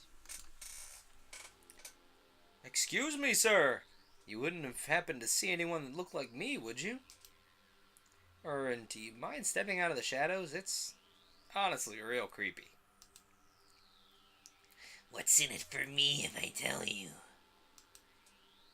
Alright, it's not that serious. I'd rather not play any bargaining games. I'm on a serious mission. Yeah, I'm with you on this one, Ace. Definitely it rained and that's why it's all weird. Me too. A fishing mission out of the kitchen. It's all for Ronnie, dearie. Oh no. That voice, that weird look on his face. This had to be Bizarro Mishka.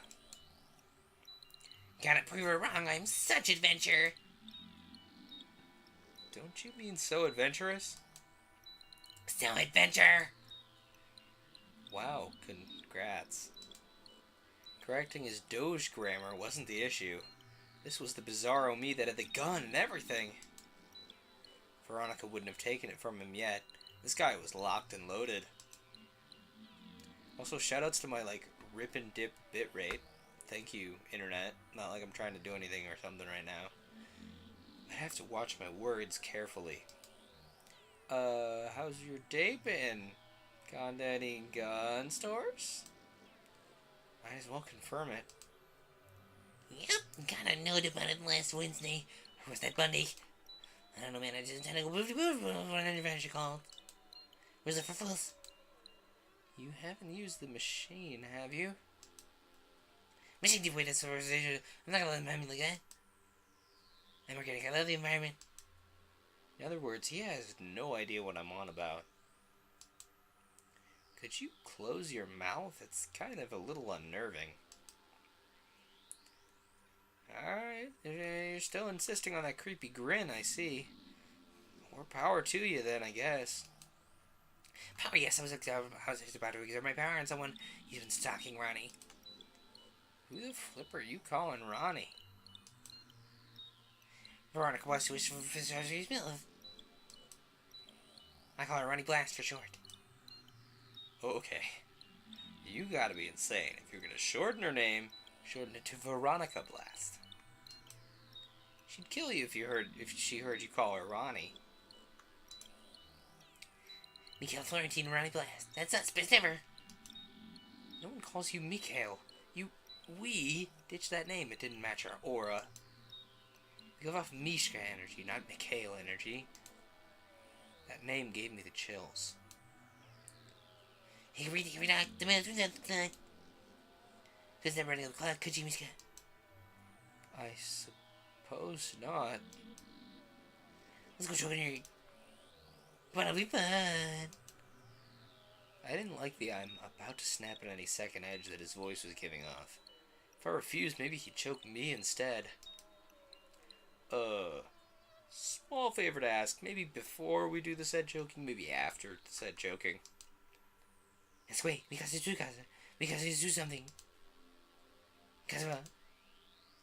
After we finish choking him, we need to carry him to Veronica's time machine shack thing. That's boring. When do we use my clock? There's a special little girl in there. Remember to the eyes. Later. Don't start yet. It's a setup to the grand adventure. We have to work together, get all the other Mishkas gathered together, and then we're gonna do something special.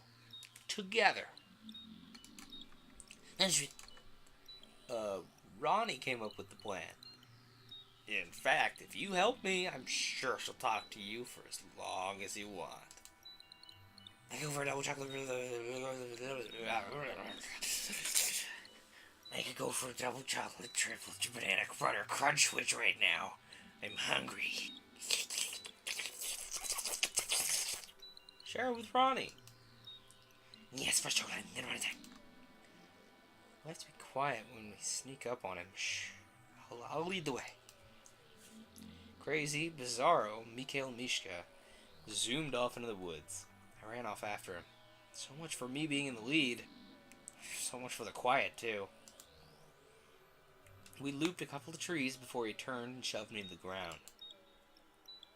He put his fingers to his lips and grinned.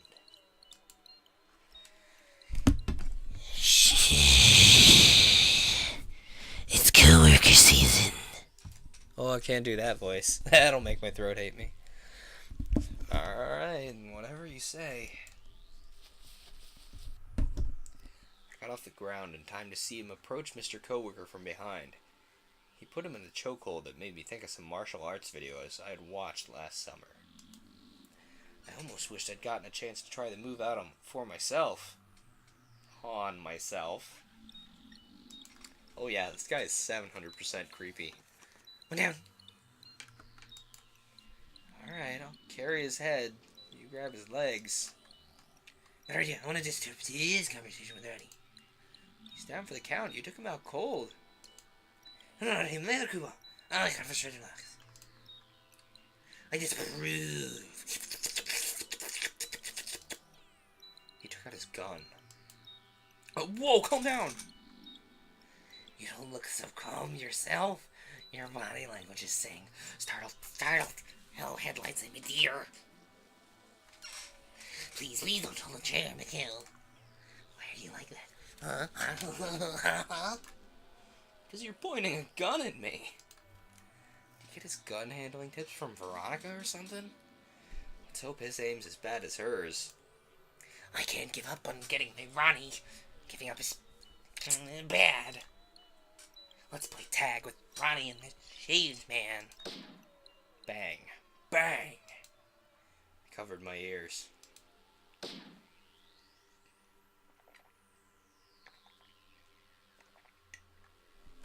He took off towards them, not really aiming anywhere that made sense. The trees ate most of his shots. One seemed to nick the shaved man.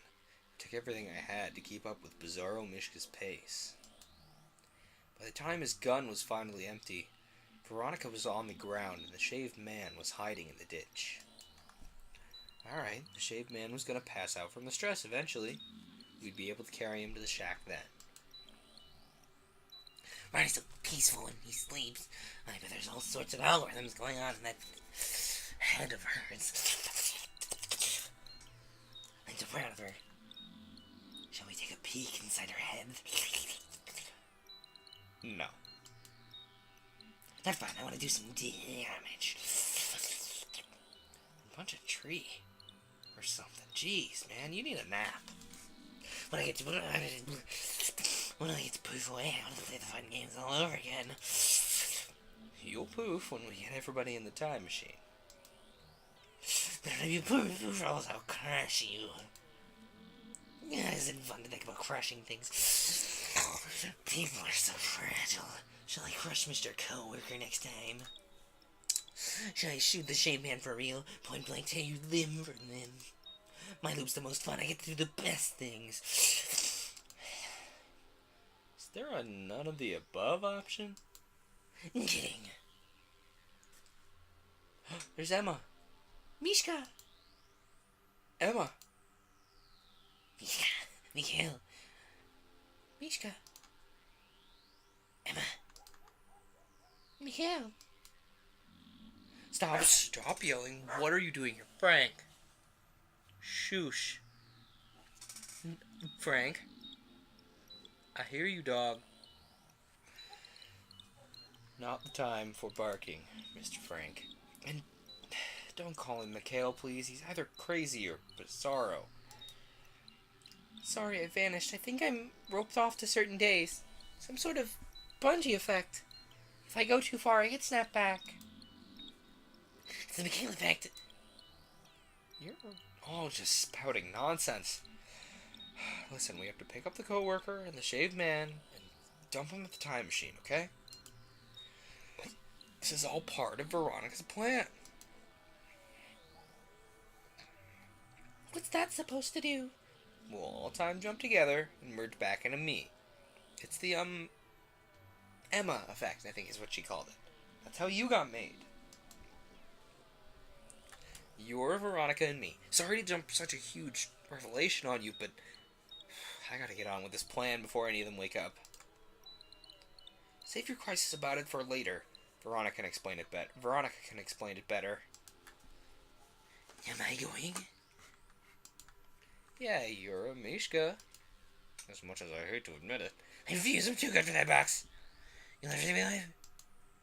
Hey, you've got something on the back of your neck. Huh? Let me hair's covering my neck. Let me get it off for you. Well, I didn't do this because you're part Marty. Oh, ka-choke. She swiftly puts him into a headlock and squeezes.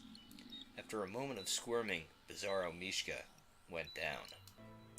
Man, I can't believe I missed my second chance to do that. Why were the time distortions having all the chokehold fun? That takes care of that. Well, you better hurry, because he's going to wake up right quick as soon as the blood flow comes back to his head. You sure everything will go back to normal as long as we get all of you in the machine? Yes? You seem out of it. Brain overloaded, I guess. Sorry, let's grab the shaved man. You're just gonna leave Veronica? Another Mishka will move her somewhere, I think. Mr. Coworker? He might do it. You saw the chart. You know what's up. If you want everything to stay on course, we can't take him into the shack yet. We have to dump him somewhere. He can't be seen. That's a good idea.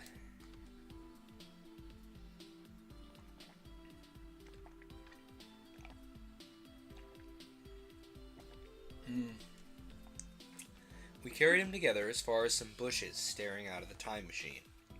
I kept myself from giving her a high five. I didn't want to be like a cheesy clone parent thing.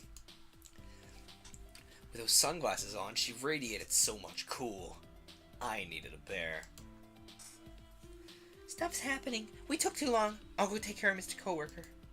Mishka Plain will get rid of the Bloody Man for us. I'll catch him when he runs and bring him back here to you. That should be all the Mishkas, right? Shape Man, Coworker, Bloody Man, Mishka Plain, Bizarro Mishka, Sorta counts. I jumped from Saturday to get here. There could be another Mishka lurking in the wind. In the wings. I hope not. I couldn't wait to get back to my regular life. This adventure was long due to be over. Emma left to chokehold Mr. Coworker. Poor guy. I watched the shack from my hiding spot. There Mishka Plain went with a knocking. I counted time backwards and forwards. I twisted blades of grass into knots. Yeah, I was that bored. Bored, or was that just a mask for the anxiety bubbling in my stomach? I exhaled. I swear I had nothing to do with that guy. His face happened to run into my rock. I was planning on coming back to check on him. I'm a park ranger, not a cop. I don't need the explanation. I have to go help someone. It's urgent. I'm going to leave you here with my associate. I got out of the bushes, dusted myself off, and walked into view. I'll be off. You know what to do. She left me alone with Mishka Plain so fast that I didn't get a chance to ask her to chokehold him. Am I in trouble? Because, like I said, he was the one who decided to whisper into the rock's ear. Nothing to do with me. Rocks don't even have ears. Oh, and he was really creepy right before that. So I'd say the rock was acting in self-defense. Oh boy, if you only knew what I knew. That's awful cryptic of you, Mr. Park Ranger. What would I do if I told you that you should not exist? I'd laugh in your face. The world would be a much duller place without me, I assure you.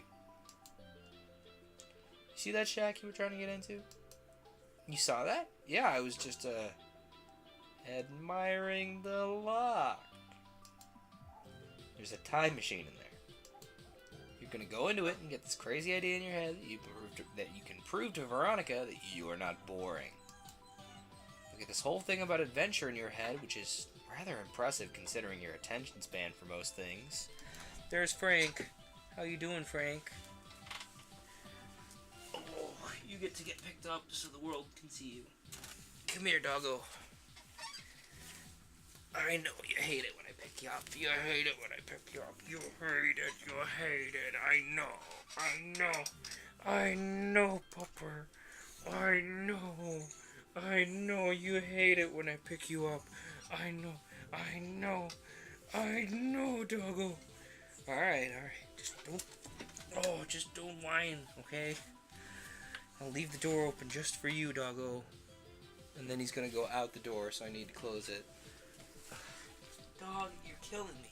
You're killing me, Frank. You're killing me. Door. Watch him open the door again. Don't you love it when Frank shows up? Sure is my favorite. Ooh. You tend to hop from concept to concept rather quickly. It's a great trait to have when brainstorming, but honestly, the brainstorming should be left to Veronica. Do I know you from somewhere?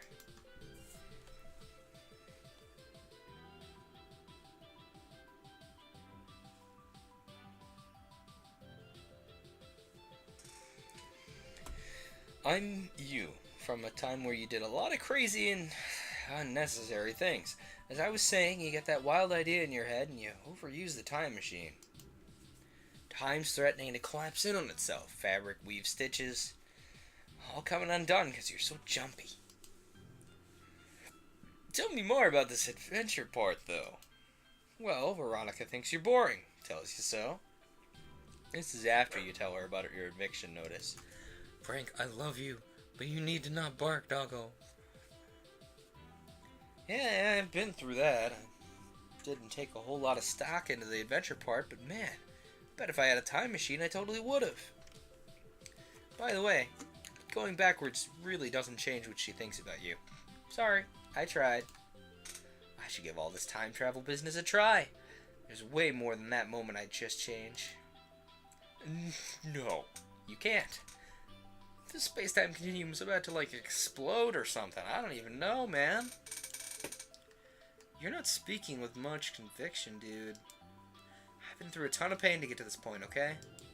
Just trust me. Who built this machine? Veronica did. She'd be the only one capable, I guess. Haven't you noticed how weird the sky is right now? I haven't had reason to ponder it. I'm far too entertained by this to care about it anyway.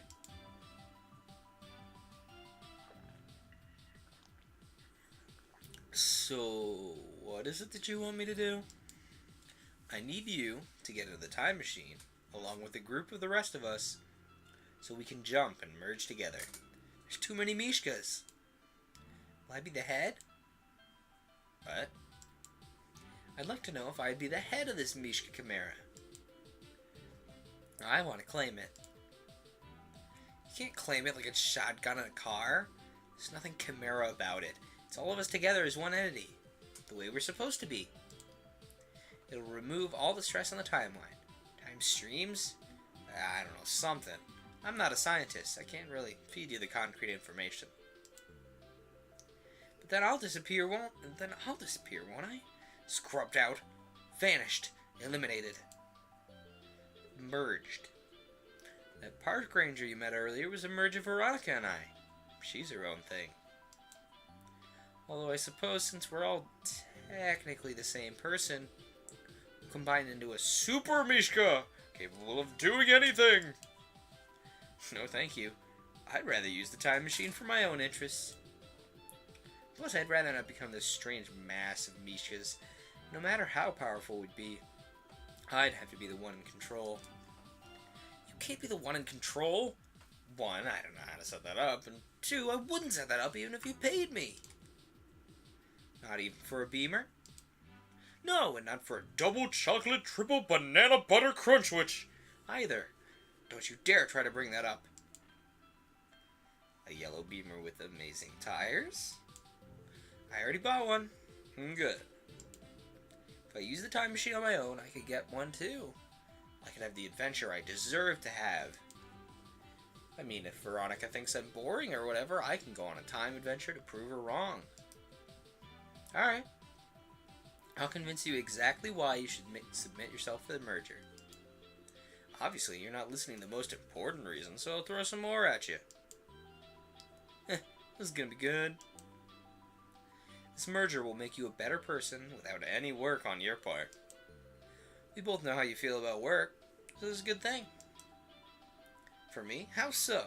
Doesn't it only benefit you? You're contributing to the greater good! Or, I think that's a big deal. What do you think? A or B?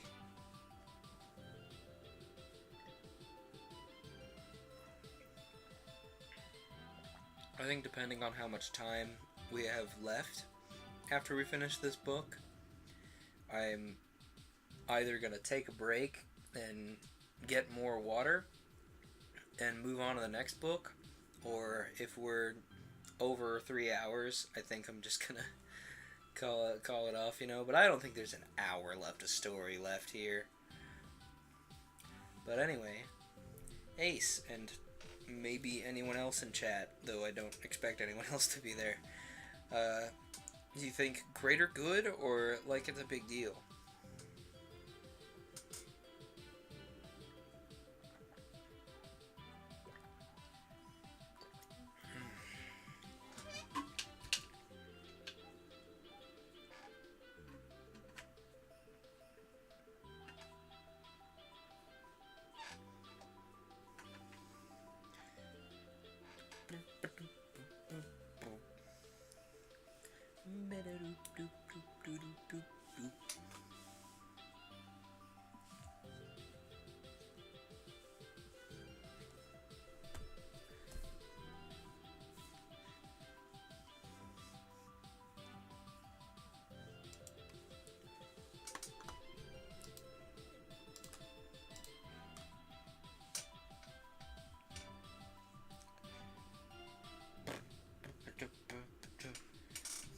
Alright, that answer's taking too long to get here, so I'm just gonna say you're contributing to the greater good. There's a wealth of benefits for the world at large. Basically, nobody will die. Doesn't that sound great to you? But I'll still die in a way, won't I? That's a trade-off. I'll die without experiencing anything you've mentioned. But you'll be reborn, though. That's pretty cool. It's not death, it's reincarnation of a sort. I thought that's when you were reborn from a past life. Exactly. All of our past lives will combine. Reborn and yet not there at all. Not sure if I could deal with something like that.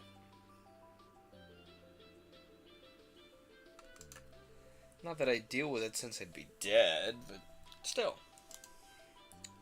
You might think I'm being unreasonable here, but you try seeing things from my perspective for a moment. It's like you're waving a bag of candy in my face and telling me I don't get to eat any of it. If you can't convince me that's not the situation, then I'll walk. It's alright then, walk. Correct time. It's your decision. If you're that important about overinflating your importance, if you're that adamant about overinflating your importance, then fine. Should I fail at this, you might walk away. Alright, thanks. Don't you want to become someone better than who you are? Deep down. I think my biggest lesson in all of this was how much of a jerk I can be. I fought with myself for days on end. I've survived being shot. Well, that was kind of Veronica's fault, but anyway. Why rob me of those experiences then? I can learn things while traveling through time. You want to be shot? That's beside the point. There won't be a chance to learn, or you've already had them. I'm gonna say you've already had them, because it's like, in a way, you've already had all those experiences. I don't follow. If we combine, then all our experiences will be shared. We can collectively look back on our shared pasts together. I'm sure there'll be like a headspace where we can watch the highlight reel or something. Interesting.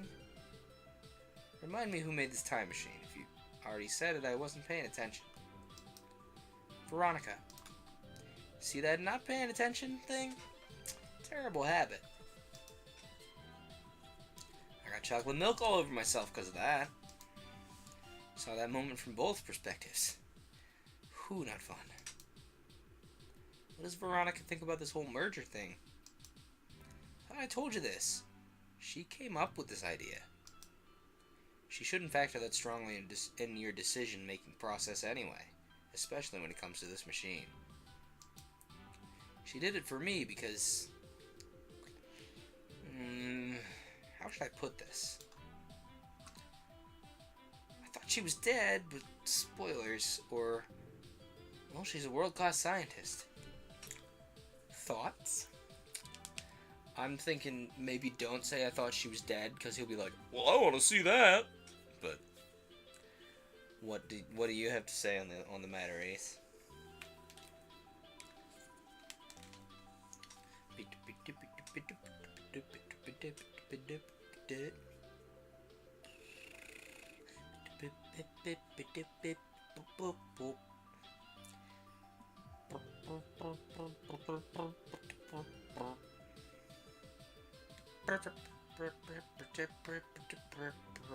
Spoilers, call her out. Call her out as she died, do you think? I mean, I guess so. Alright. Well, there was a time when I thought she was dead. Like, totally dead. Totally dead? Sounds serious. Turns out she wasn't. It was all a silly misunderstanding. If you wind up going back, all you gotta do is check for her pulse. I was too caught up in the moment to do any of that. Trust me though, she's alive. Every time. So your journey would have a whole lot less meaning. You'd be retreading old territory for no reason. Why retread when you can innovate? Merging with you would be innovation? It's never been done before. I wondered how long it was going to take for Emma to bring Veronica over here. They've been gone for a long time. I'd like to double check something. This isn't some kind of dirty trick, is it? No, you should know yourself that you're better than that. We wouldn't be able to come up with such an unbelievable story. True, you would have spun things differently. More grandeur. Oh yeah, definitely not enough grandeur. Big fan of grandeur. Real good. I think I got one more question before I can make my decision. Go ahead. Why would you ever cut your hair? It took you, well, us, I guess, over a year to get it that long. This is your last question? Yeah, I want to know what was worth cutting your hair for. I have to live through your retelling. Alright, I'll bite, I'll answer. It wasn't worth it, or I had to disguise myself. Let's just say it wasn't worth it. In hindsight, it wasn't worth it. I tried to make myself look like the shaved man. I think you succeeded. You're a man and you're shaved. The shaved man was one of the Mishkas involved in this kerfuffle. Seriously though, it definitely wasn't worth it. I should have waited to have all the facts before I did something so drastic. Yeah, I'm not sure how much of a good look it is. If I went through, I'd avoid the bald look. Believe me, I would have too if I had the choice. Thanks for answering my questions. I think I made my decision. Hope you don't mind opening that time machine shack for me. He's gonna bang us on the back of the head. You got the key, right? So you're comfortable with the merging idea after all. Great! Right on time, Veronica and Emma step into the scene. Were you able to convince him? You're just gonna talk over me? No hi or hello? You'll get one after this is over. All the bodies are ready. They sure were heavy. I'll help you carry them inside. Let me just unlock the shack. Congratulations on your time machine, Veronica. How does it work? The default settings make you go back by 3 days. I can change that, however. I know the control scheme inside and out. The system's not in the best of shape right now, so I'm not sure 3 days is a good idea. We might take it back, let's say, half an hour. I could deal with that. I undid the lock and pulled the door open. So you sit down in the chair to go back in time? Yes. Could someone help me with the shape, man? He's heavier than I thought. I got it. Are all these bodies us? Yep, let's just say we went through a lot. I believe you'll be able to review it if you successfully complete the merger. It seems like Emma only has vague pieces of her past. I think that's because she's two people put together. I wonder what she's gonna do once this is all over. I'm standing right here, you know. Oops. Being a park ranger seems interesting. Park ranger? Where'd she get that idea from? I guess she's not gonna follow in either of our footsteps. Too bad. I would have liked her to see become a male. Might like to see her become a male clerk scientist. You count as one, an amateur on both fronts, but you're still one. How can someone be an amateur mail clerk, though? You and I both know how. Those stacks of envelopes say it all. Yeah, obviously you won't fit in the chair, but so you'll have to hold hands or something. There should be enough charge to carry all you through. Emma and I will stay outside the shack while this happens, in case something happens that would cause us to get pulled in. That's not reassuring. Yeah, no, it really isn't, actually. You'll be fine. I've got faith in your resiliency and faith in Veronica's smartness. It's all the faith I need. Well, kind of, anyway. We set ourselves up as instructed. If I had been able to read all my other unconscious faces, I'm sure I would have been just deeply disturbed by the entire experience. No one should have this many bodies themselves. One body's enough, thanks. Ready, Mishka? Ready when you are. I sat down in the chair for hopefully the last time. Oh man, you get one last off-brand Pokemon music before you go.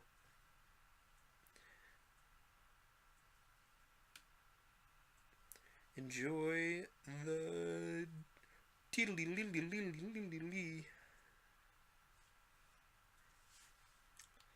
Dot dot dot dot dot dot dot dot dot dot dot dot dot dot dot dot dot dot.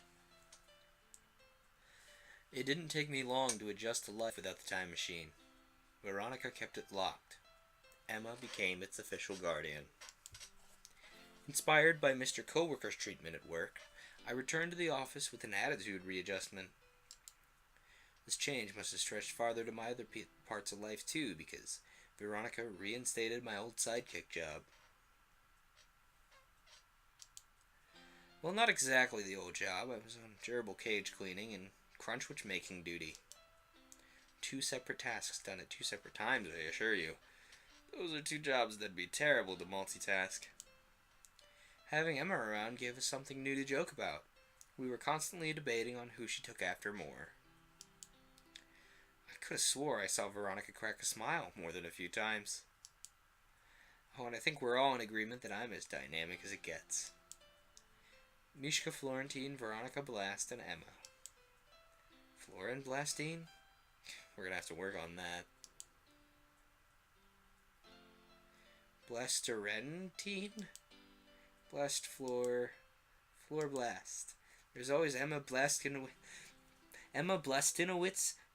Fritzkowski, Smith Florentine. The Mishka Effect. Timeline end. I'm assuming that was the good end.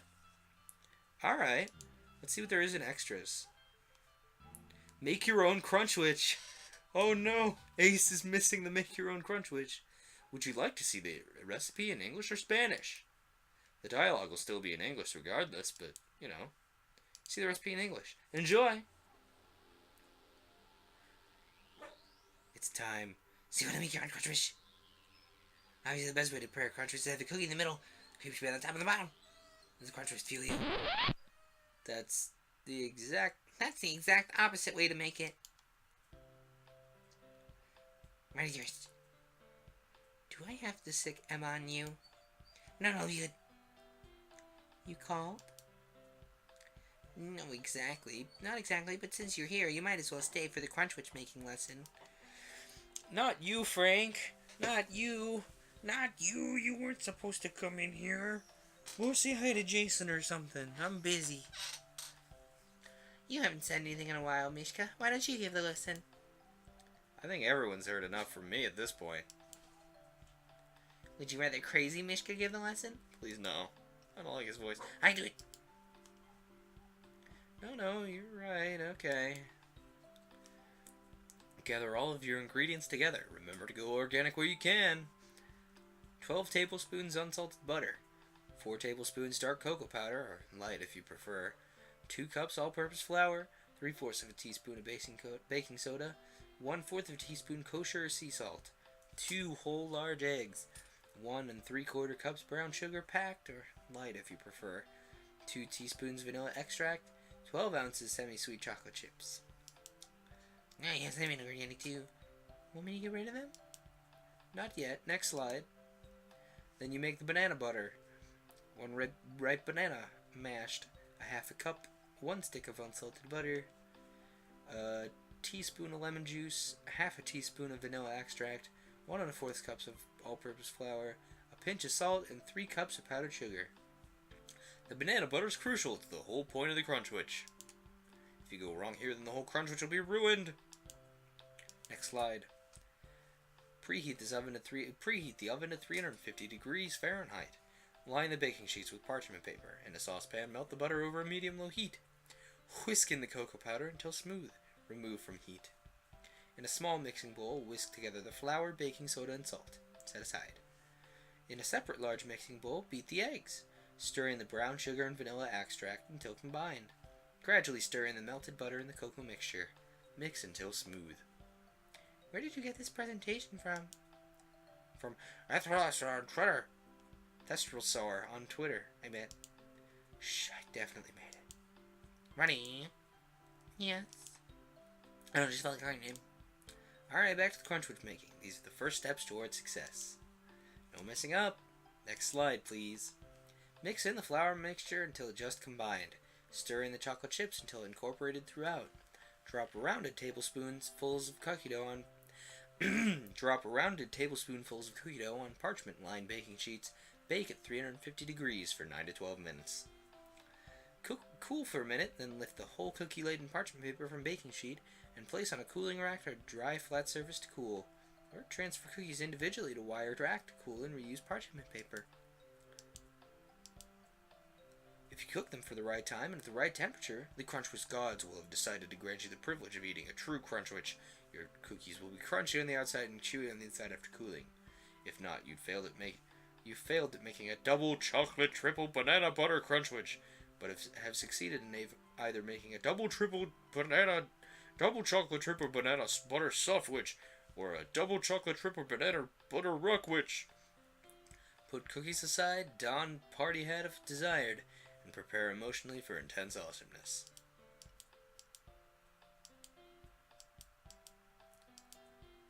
With a hand mixer or stand mixer if you have one, cream together the banana, butter, lemon juice, vanilla, and salt. Beat in the powdered sugar 1 cup at a time until you have a creamy and spreadable cloud of banana butter. Whip ingredients. If you don't have the mixer, whip ingredients very hard by hand and fast with a whisk, or if you're really desperate, a spoon. No guarantees though. Flip one cookie upside down. Spoon a reasonable amount of banana butter onto it. Spoon twice the amount of banana butter you spooned onto the same cookie, then top with a second cookie. Repeat until all cookies have filled.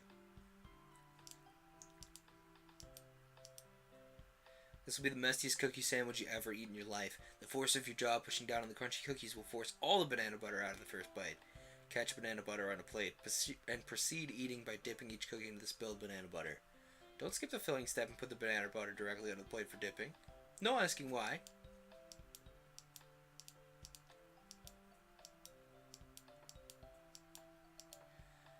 This recipe was adapted from Amy Johnson of SheWearsManyHats.com and Erica of CoffeeandQuinoa.com. The banana butter, who respectively made the double dark chocolate cookies and the banana buttercream. Okay, that's how we make the double banana butter crunchwich. Neat. So I will be right back. I need to grab some water, but when I get back, we'll be playing what's the game called? Let me look. We'll be playing I think Exogenesis would be nice. So we'll be playing Exogenesis when I get back. So let me put up the BRB and I'll be right back.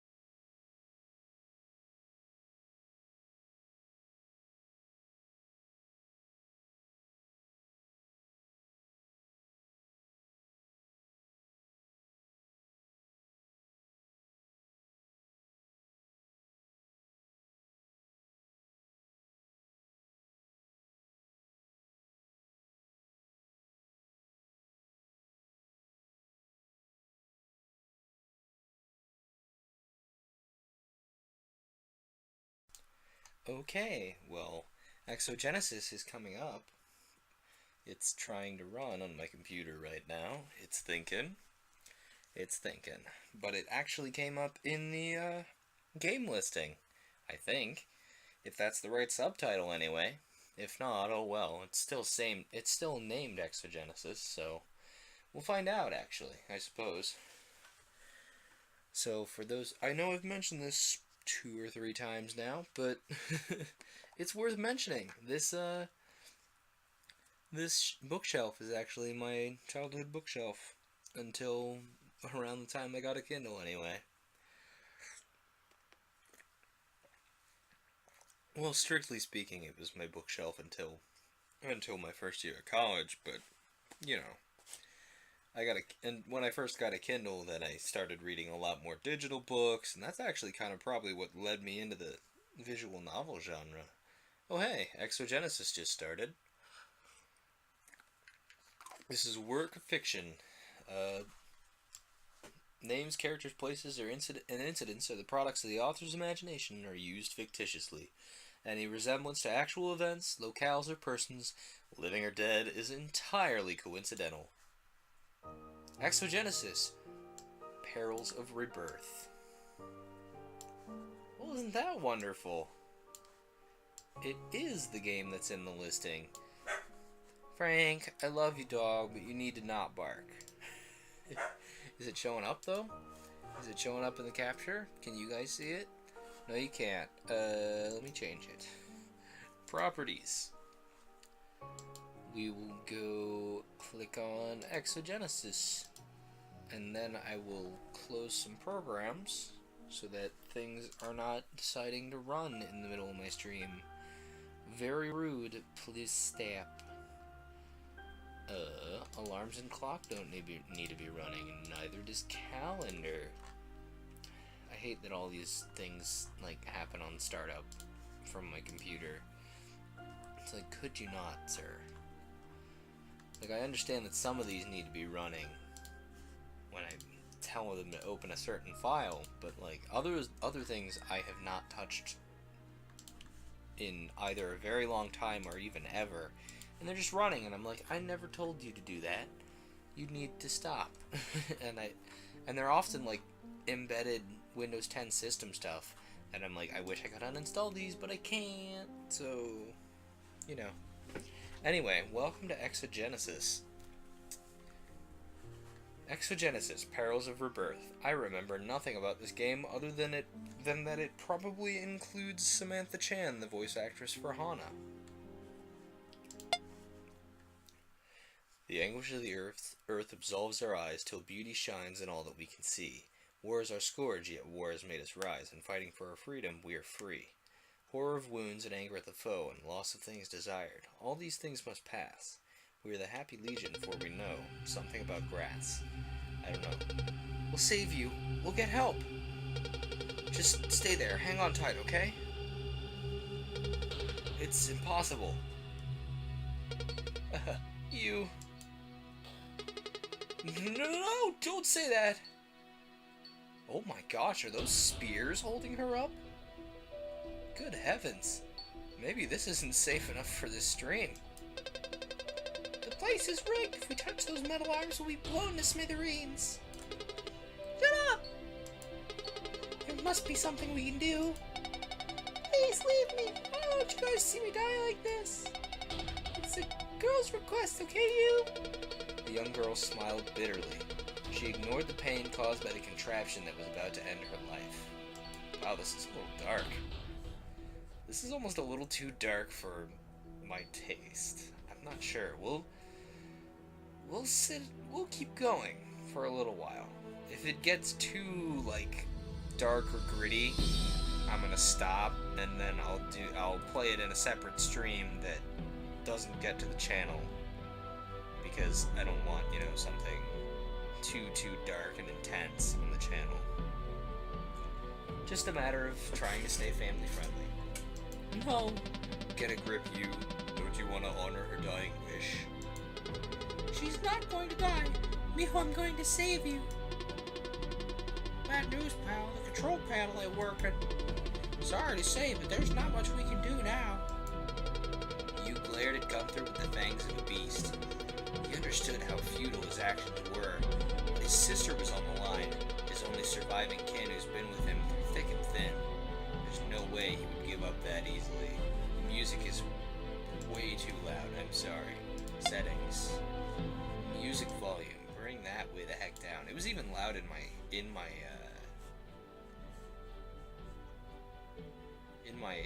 just my ears, so not even just on you guys' end. Alright, maybe I should tweet that we have moved on to a different game. Let's do that. Actually, let's point that out.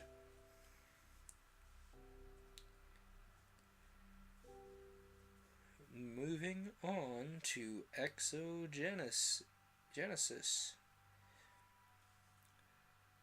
What was the subtitle? I promise I'm smart. Exogenesis, Perils of Rebirth.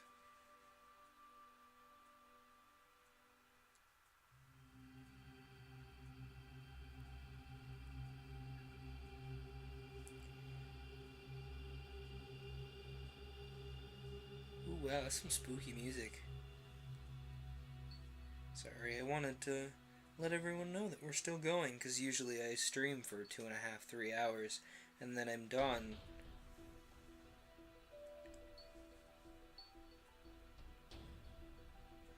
Just wanted to make it known.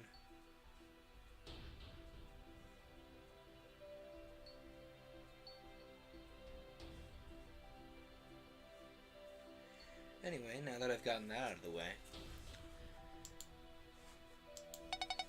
You heard him, you. Please, I don't want to burden you with the memory of my death. Let me pass on in peace. You started kicking and flailing in Iji's arms, but it was no use. The older, stronger man had pulled him away from the contraption and towards the exit. Yu wasn't strong enough to break free from his well-meaning friend's grip. No, Miho. We've done everything we can. Let's get out of here.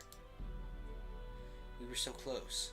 No one knew its true nature, but acquiring the treasure of Kinkakuji was supposed to be Durlshalton's crowning achievement, our claim to fame. Everyone called it the Golden Dream, and that dream was finally within our grasp. We were overconfident. No amount of anticipation could have prepared us for what transpired on that fateful day. With the vault right in front of our very eyes, Miho was overcome with glee. She ran towards our objective without a second thought. I wish I would have thought to stop her. Final trap that awaited us took Miho and Miho alone. For what seemed like an eternity, we struggled to find a way to disengage the spears piercing my sister's flesh. She was bleeding profusely, and the sight of it tore my heart in two. I heard her spouting nonsense while I and the rest of Durlshalton scrambled for a solution to our dilemma. I refused to give up hope, but deep inside I knew that Miho was nearing the end. She was already seeing things, the delusions of a person knocking on death's door. Wow, this is heavy. I insisted we tackle the most dangerous of treasure hunts, one which gives even the most hardened treasure hunters cold feet. We'll never go without food or a roof over our heads ever again once we have the Golden Dream, I thought. I was wrong. And now Miho's dead. I killed my sister. 2 years later, 2071, Nakano Sun Plaza. This is it, you? That box looks tough. Are you sure you can open it? Are you kidding me? Don't underestimate my king key. I can hack into Sanctus's servers and mess them up so bad they'll never even know it hit them. Can you at least change its name? Always sounds wrong when I hear it. Huh? What's wrong with Kinky? Whatever, just don't get us killed. These guys weren't so lucky. You pointed at the corpses around them, horribly mutilated and barely recognizable. It didn't take an expert to figure out that they were the victims of an implosion weapon.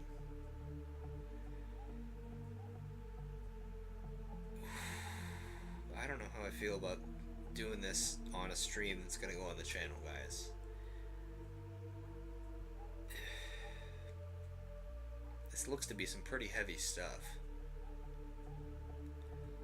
Tell you what, we'll pick up with this on Tuesday, and before I start, I'll put up kind of a content warning that, hey, this one's kind of intense, and you might want to, cover the small children's eyes. So we'll save the game. Hot dang, this game is really well produced though. Like, really well done music, and there's a lot of really good UI sounds and stuff. So, not to just end the stream off, I just saved my game, so I don't want to just end the stream off. So we'll play. You know what? I'm feeling some Asagao routes today. So we'll do an Asagao route or two, I think. How's that sound, everybody? Much less troubling than the subject matter of what we were just watching, that's for sure. Just simple date the YouTubers.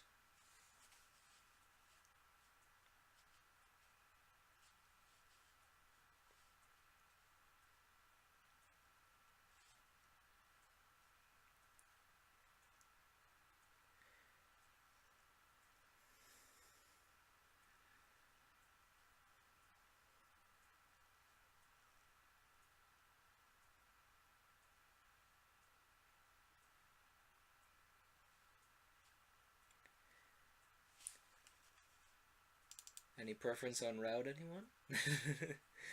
I have a couple of routes that I need to do for the completion of the game, So I'm going to change my game to Asagao Academy.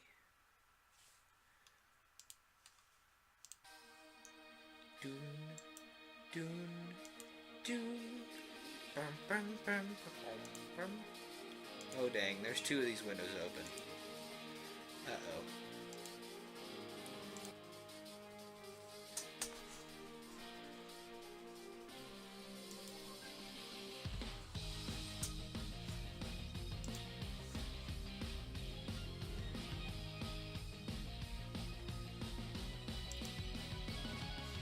Okay, Asagao.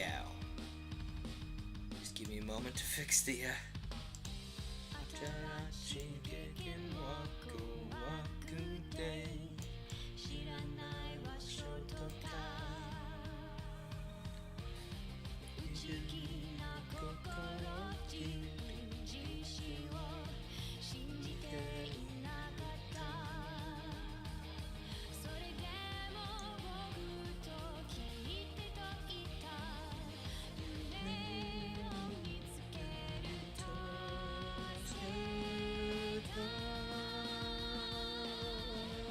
Oh, jeez.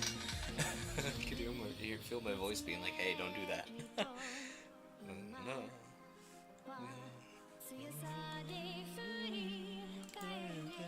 Sorry, I need to skip the opening. Asagao Academy. That's Pro Jared. Alright, so we'll just start. We'll just start from page 1. I think I just need to clear my saves as well. Is everything good on you guys' end? Yeah, the music's not too loud. Maybe. Let's go to the configure. Music volume. Bring it down a little bit more. Also, would like to give a shout out to Say a Pimp and the other people who worked on the music for this game. Y'all did a great job. Wow. Chapter 1. The train made its way along the gentle curve of the coast of Japan, whisking me farther and farther from home. Across from me sat a boy, face half buried in a newspaper. He was deeply entranced in whatever article he was reading, and hadn't spoken a single word to me, even when I asked if I could join him in the last compartment with any available space. He shrugged, nodded, and adjusted his newspaper without ever making eye contact. It'd been almost an hour, in fact, and he hadn't once looked at me. Devoid of conversation, I took instead to counting the buttons on the pretentiously lush carmine seat cushions. 1, 2, 3, 21, 22, and so forth, over and over. Now and again I turned to look out the window, where the trees were blurring by. Sometimes the smeared green would break and reveal the quiet blue of the Sea of Japan, Eventually, this rapidity made my stomach churn, and I went back to counting the buttons on the seat cushions. 1, 2, 3... The train compartment shuddered around us. My eyes wandered to the boy and his jacket. It wasn't the school-issued blue that I and the other students on the train were wearing. Instead, it was a green, varsity-like jacket with an embroidered patch, poorly sewn on the front.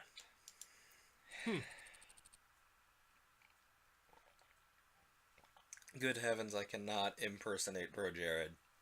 I bet you I had this exact same, like, oh no, I can't do a Bro Jared voice when I first played this game.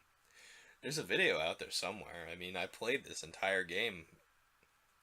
I played the entire PvG route front to back for stream VODs. There are stream VODs of it, you know.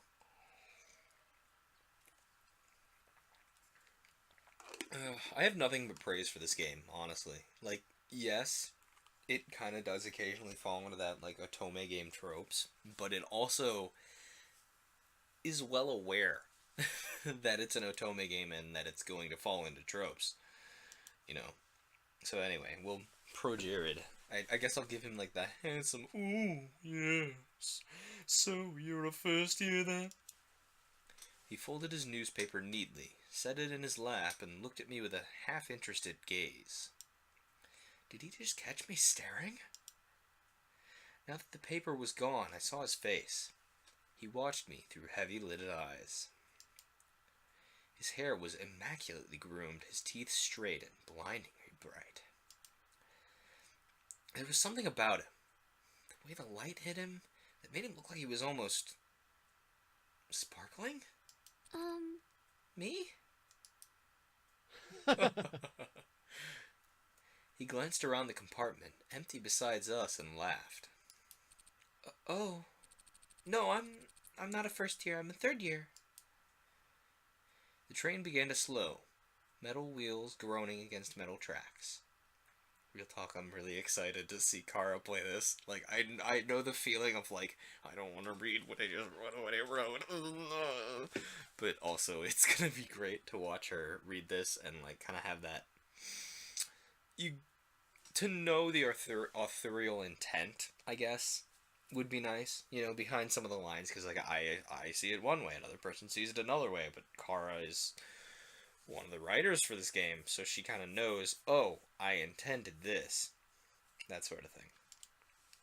The sudden shift threatened to rob me of whatever was left in my stomach, but I closed my eyes and I took a deep breath, willing myself to keep it together. I got something in my throat now. What kind of impression would I leave puking on a student before I even arrived at the academy? I'd love to modify this game. Like, I know very little Python, and according to Kara and a couple of other people at Illuseed, this game is not very well programmed. But I would love to open this game up, see what they did, and maybe throw some of my own writing in there. I know someone has opened up the game before and written the beginnings of a fan-made My route. I would love to see someone finish that. If that someone is me, I don't think so, because I'm not very good at writing in this style. But that'd be fun, actually. And, like, I've mentioned that the big project that Kai and I and a couple of her friends are working on, we would also be a good team to work on a visual novel, but that's a lot of work, and I think I'm the only one who's into visual novels in the group, so. But anyway, we'll get back to the game. The boy frowned, and I picked at the hem of my cotton skirt. That's not possible. I've never seen you before. It took me a moment of mouth fishing to find a response.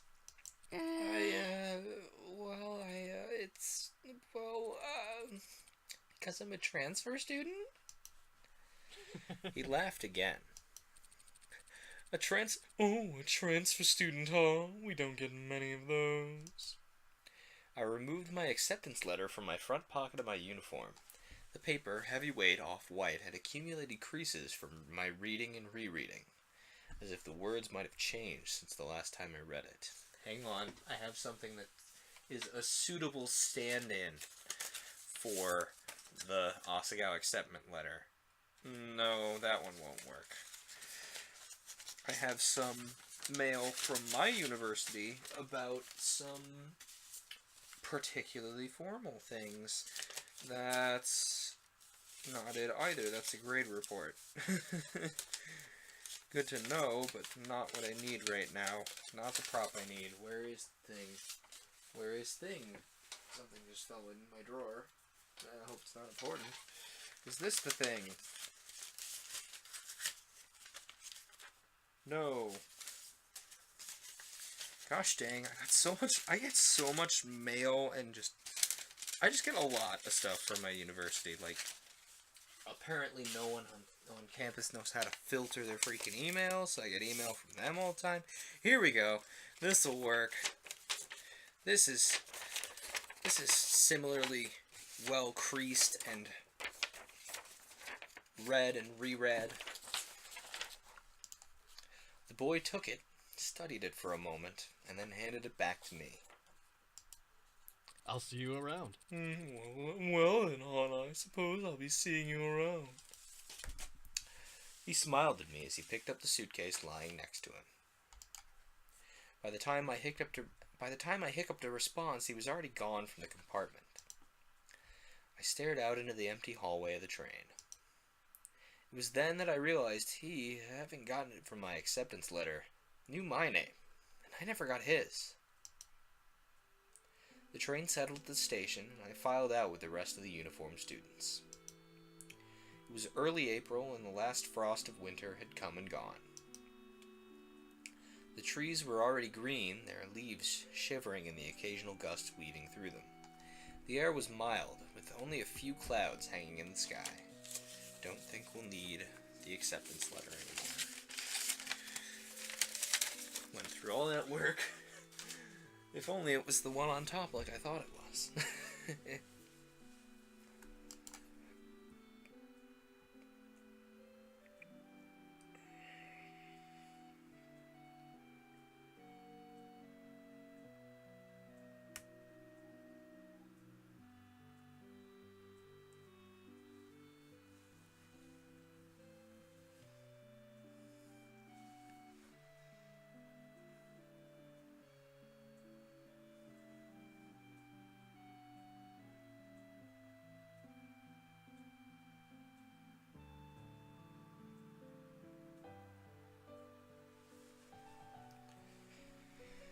Sorry, I was letting the boxing club know that I was playing Asagao.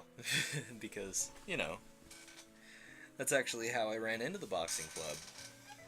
Well, actually, it was the Asagao Sin Club that I ran into, but most of the people in the boxing club were also in Sin Club, so whatever. I walked along the road with the swarm of blue-jacketed bodies, looking at the little groups breaking off from the crowd. Everyone was buzzing so animatedly around me. I held my suitcase tight in my sweaty hands. It was leather-bound and honestly worth more than anything it contained. It wasn't far to the school, and I was, for maybe the first time in my life, thankful that what I owned didn't amount to much.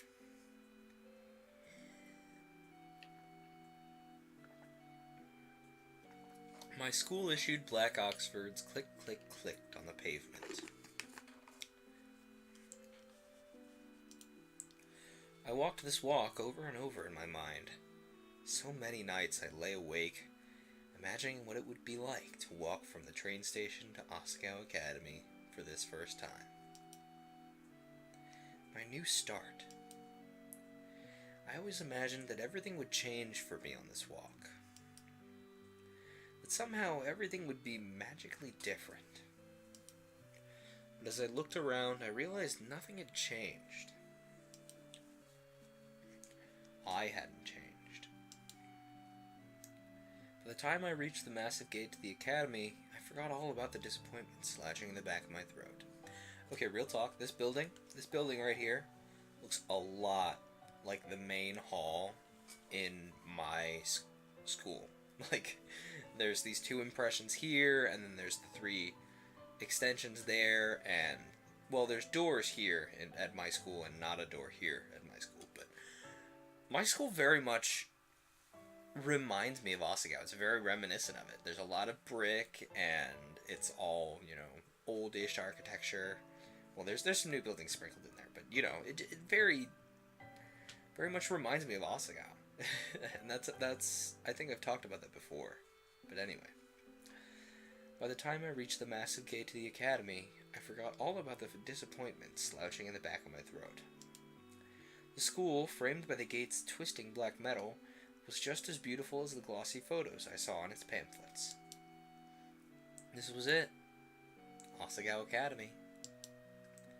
I glanced around. A swarm of students gathered around the gate. Beyond it, tiny blue people bounced around the academy's main building. A girl pressed a button to one side of the gate, and the excitement in the air was almost palpable. A few moments later, the black gate, with great effort, creaked outwards and cleared the pathway. As the rest of the group shifted into motion, I followed along, a sheep in the herd. My stomach tied itself into knots. The crowd split off in different directions, and for a moment I panicked. A tired-looking man with graying hair called out for first years, a cluster of fresh-faced students gathering around him. Hey, look at that girl! I turned. A few feet away, a small group of boys were pointing at me and snickering. Pink hair, are you kidding me? How desperate can you get? Hot shame crawled down my neck. I attached myself to a group of girls, following a few steps behind them. In the distance, cicadas hummed in time to my shoes crunching against the gravel. My hair... It wasn't my fault my hair looked like this. Luckily, I found myself at the girls' dormitory, a large sign on the lawn reading Primrose House. The building dwarfed me in size and sheer intimidation. How many students did Asagao have? There she is. It's everyone's favorite. As I approached the building, a red-headed girl lingering nearby caught my attention. Sorry, I need to drink a lot of water.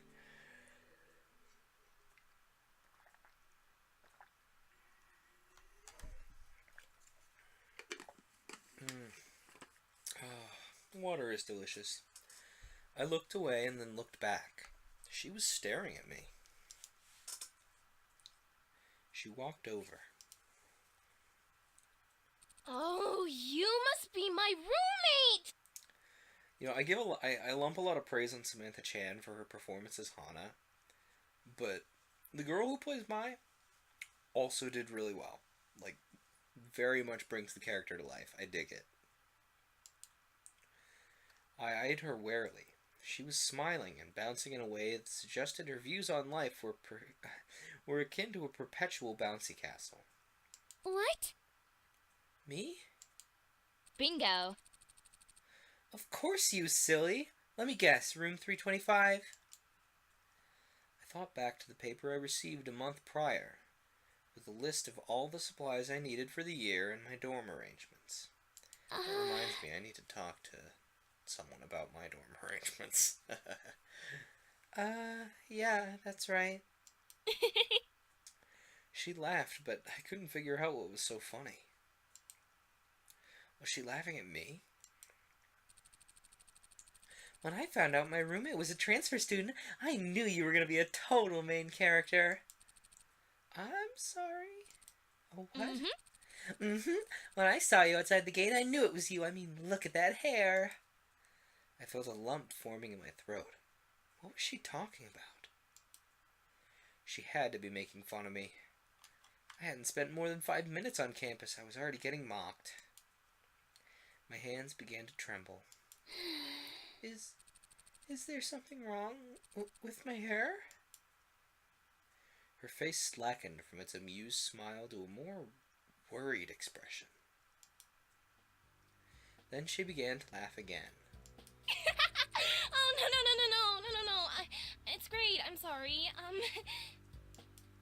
We're getting off on on the wrong foot, aren't we? Oh gosh. I'm Mai Sasaki. You must be Hana. I love this game. I bowed my head. Hello. It's nice to meet you, Mai. All your school books are waiting in our room with your welcome letter, and I read the envelope. I hope you're not mad. Mai started walking toward the dorm's front doors. I followed behind like a lost puppy. Did you check in at the front? Did you check in at the front desk already? No, I didn't. I didn't know I was supposed to. Good. They'll offer to have a staff member take you.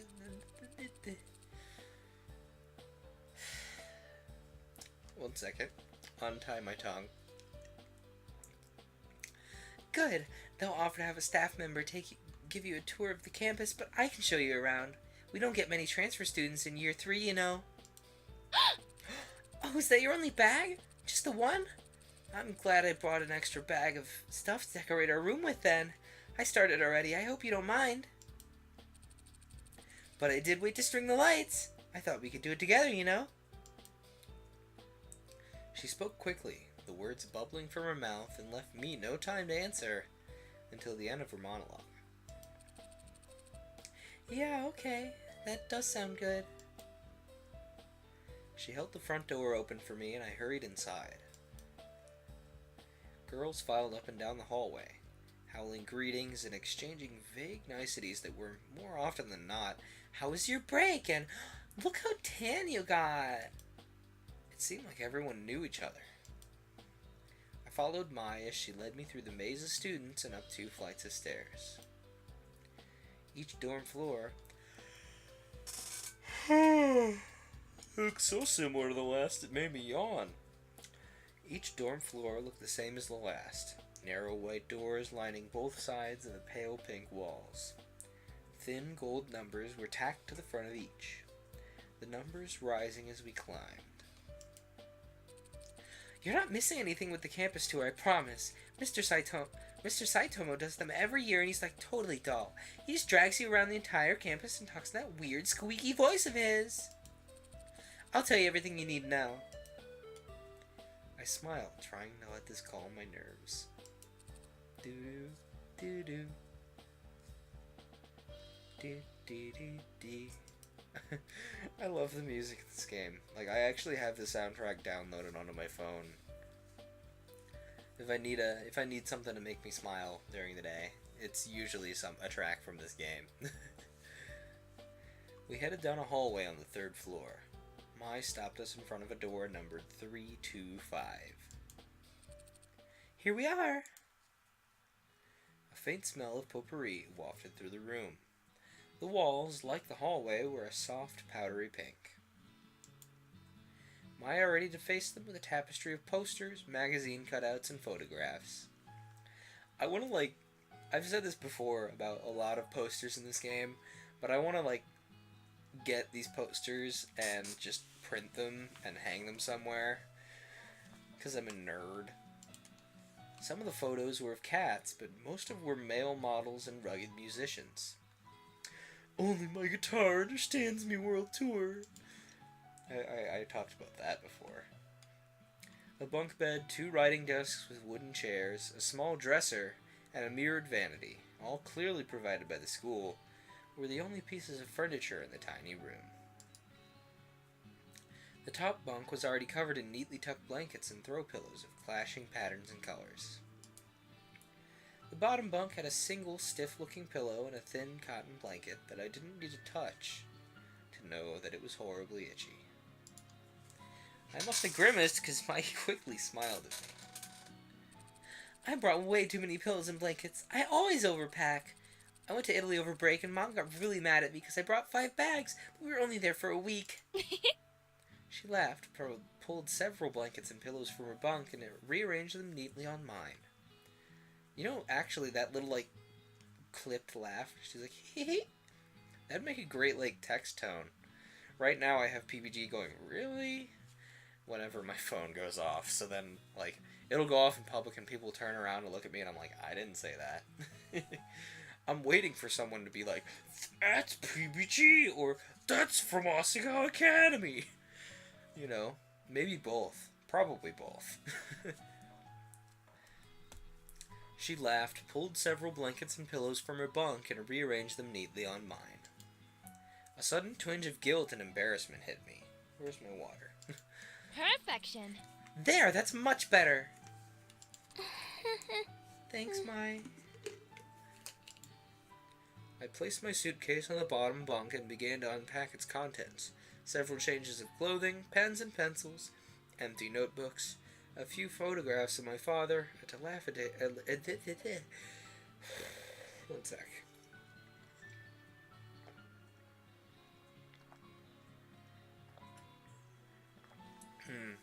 Several changes of clothing, pens and pencils, empty notebooks, a few photographs of my father, a dilapidated stuffed rabbit, an old portable radio, and a small black box. Mai opened the curtains and the sunlight poured in. So where are you from? I slid the now empty suitcase under the bottom bunk. About 2 hours north of here. It's a small town called Amaririsu. You probably haven't heard of it. I set the stuffed rabbit, Mr. Bunny, on my bed beside a purple and teal throw pillow. Oh, did you go to a different boarding school, or...?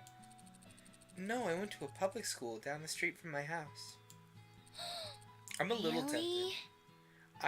tempted to skip this beginning, both to save my voice and to, like, recognize that most people who are watching this for Asagao have already played Asagao several times. And there's, like, there's plenty of video of me and 1,000 other people playing this first chapter. So we'll just start hitting skip. There was Mimi, there's Pro Jared, there's Mimi again. The girl turned back around and was looking at me with sudden interest. Hi. Did I know him? I only talked to him on the train for a few minutes, so not really. We weren't friends or anything. So basically, we went to go get food, and then Mimi was like, "Oh, you saw Pro Jared on the train? Oh my god, do you know him?" And then this happens. But looking around, Mai and this girl weren't the only ones who were interested. Everyone seemed to be listening in.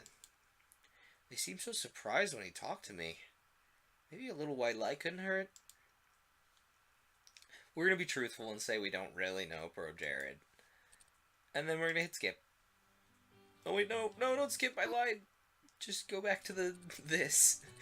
I love this picture, and I am sure someone has ripped this from the game, like, to get rid of the GUI and have that be a background image for someone's computer. It's gotta be. Anyway, that's JonTron. He's not actually in normal boots anymore. Awkward. That's PBG. He's the best one. He's a little salty, but he's the best one. That's Gerard.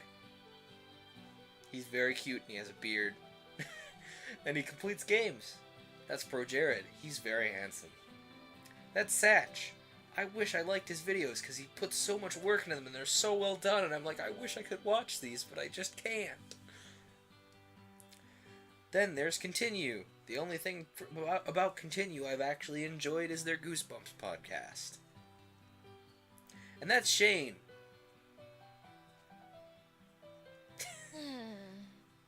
And then she sighed her dreamy sigh, and then we hit skip. There's Satch.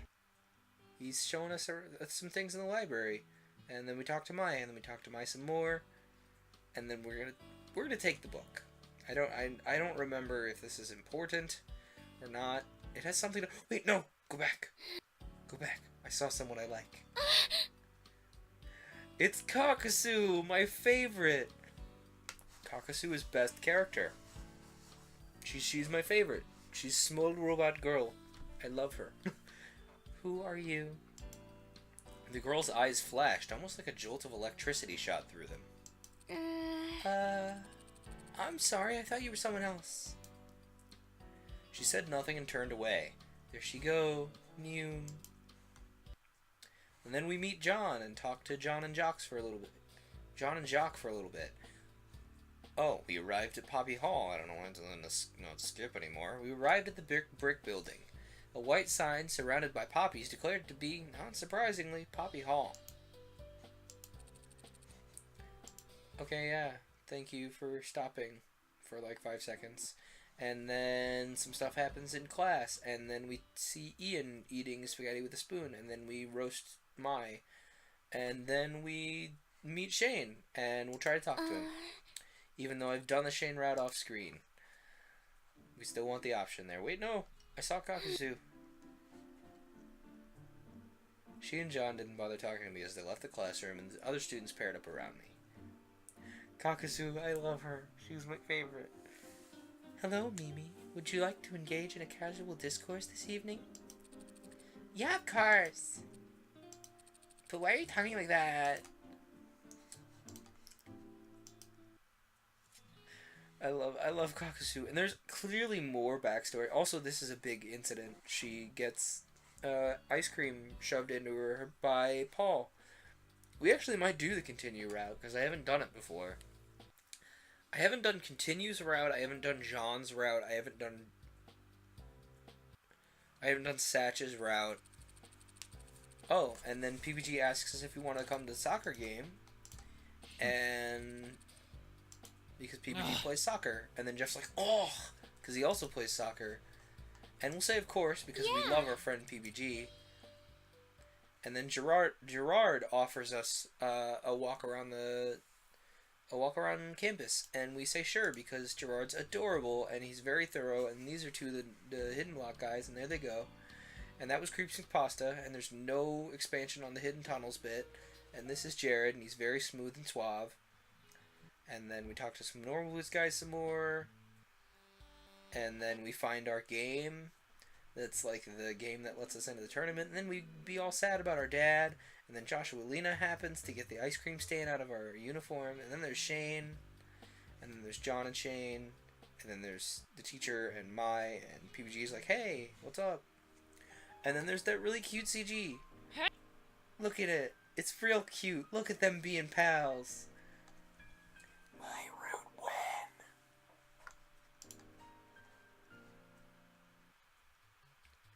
Anyway, this is our choice. We can choose to side with Jared and do the Jared route, which, yeah, I've done the Jared route. Or we can choose to side with Paul and do the continue route. Or we can say, get the heck out of here. I don't want to choose either of you. We're going to side with Paul because I think I started the continue route, but I haven't finished it yet. So, what's this? Oh, yeah. Hana zones out, and then Mai's like, yes or no? And then we say, yes. Official announcement, in case you haven't heard, we're having a competition tomorrow. Just a little casual something to get us ready. Okay, bye, John. And then we almost steal the boots, and then Shane gets real mad. And then we go talk to Jared, and then we play Smash Bros. Yeah, we were gonna play Smash Bros in a different place, but we had to play it in PBG and John's dorm because the Hidden Block guys were goofs. And then we all play Smash Bros for a little bit, and Hana's surprisingly good as Kirby. And then sleep, and then PPG's at the soccer field, and then Shane and Gerard, and then Gerard, and then Mai. And then we gotta say that they are obviously your friends too. They're your friends too, Mai. We want you to love Jared. And then we talk with Miss Shizuka, and then John, and then Space Hamster, and then Satch, and then Paul. Princess Bride. Yay! Skip. Let's say I'm okay. I don't think I've done John's. Have I done John's route? Let's say I'm okay to have the option. We'll hit skip. And then we have a daydream about John, and then he's like, hey, you want to play a tree? And then she gets salty, and then Mai's like, dude, you need to not be salty. Just because you're... She explains it right here. If you want something, you should go get it. We shouldn't... Look, just just because we're used to waiting for things to happen doesn't mean that they're always going to if we're just patient enough. Hana, if you want to join the Normal Boots Club, you have to keep moving forward, strongly, without fear, without looking back, alright? And this is a really touching moment between Hana and Mai, and then we say hi to Ian, who speaks in Comic Sans. And then we stand up to Shane about being on the Normal Boots Club. I'm gonna pick I'd like to try, because I'm feeling optimistic today. And then we talk to Shane, and then we talk to Shane, and then we talk to Ian, and then we talk to the rest of the Normal Boots Club, and they're like, yeah, duh, we need a guy for puzzle, and you can prove yourself. And now we pick. So, let me back up a second. Well, And look at my preferences menu. And look at my extras. I don't remember whose routes I finished at this point. I know I've done Shane's route because it's absolutely heartbreaking. I know I've done PBG's route because he's the best. He's my favorite. I think I've done Gerard's route. I may have watched someone play Gerard's route, but it's adorable. I kind of want to pick John's route because, like, John's only in Normal Boots as a formality at this point. You know, we're gonna pick Satch, cause Satch. I think I'll ask Satch. Wait, shoot, I think I did do Satch's route at some point. I did it as a minus Mike Midnight. Yeah, I did it as a minus Mike Midnight, then I never finished it. So we'll hit skip until we back it up. Hana. Yeah, we get in a fight with the librarian because Satch isn't there. Hang on, I think we just need to stop skipping. Eep. Is Satch here? That good-for-nothing boy? No, he definitely is not. What did she just call him? I'm sure he's off somewhere trying to find the books he lost. Pang hit my stomach. Was this related to the book I didn't turn in on time? Oh, I hate to just ditch, guys, but it's 10:30 at night here, and my throat is starting to complain. So, I'm gonna go sleep, because I'm tired. Let me see if there's anyone for us to raid. If Kara is still playing, we'll definitely go say hi to her. Yeah, Kara's still playing. So Kara is still streaming. So we'll go say hi to Kara, as usual, I guess. Cheratomo, twitch.tv/Cheratomo. Go say hi with the message Glacier Raid again.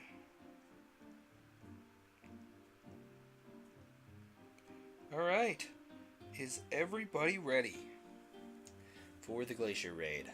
Thanks for... Oh boy, I wish I could keep going, because I really do want to play more Asagao, and I do want to do Satch's route, but tell you what, I'm going to find out what routes I haven't done, and then if we don't finish finish Exogenesis in one stream, we'll come back to Asagao. Yeah. Because originally I was planning on, playing Asagao after I finished all the VNs I found. But, we'll do it after Exogenesis, because we'll need to, unwind after the seriousness. So, we'll stop Asagao, and we'll call it an evening. Remember, go say hi to Cheratomo, and say Glacier Raid again. So, I don't think I'm going to host her, though, because I hosted her last night. So, anyway, guys, if you're watching this on the stream VOD, I'm continually impressed that people watch this for 3 hours and 15 minutes. But, hey man, more power to you. So, thanks for tuning in, everybody. See you next week.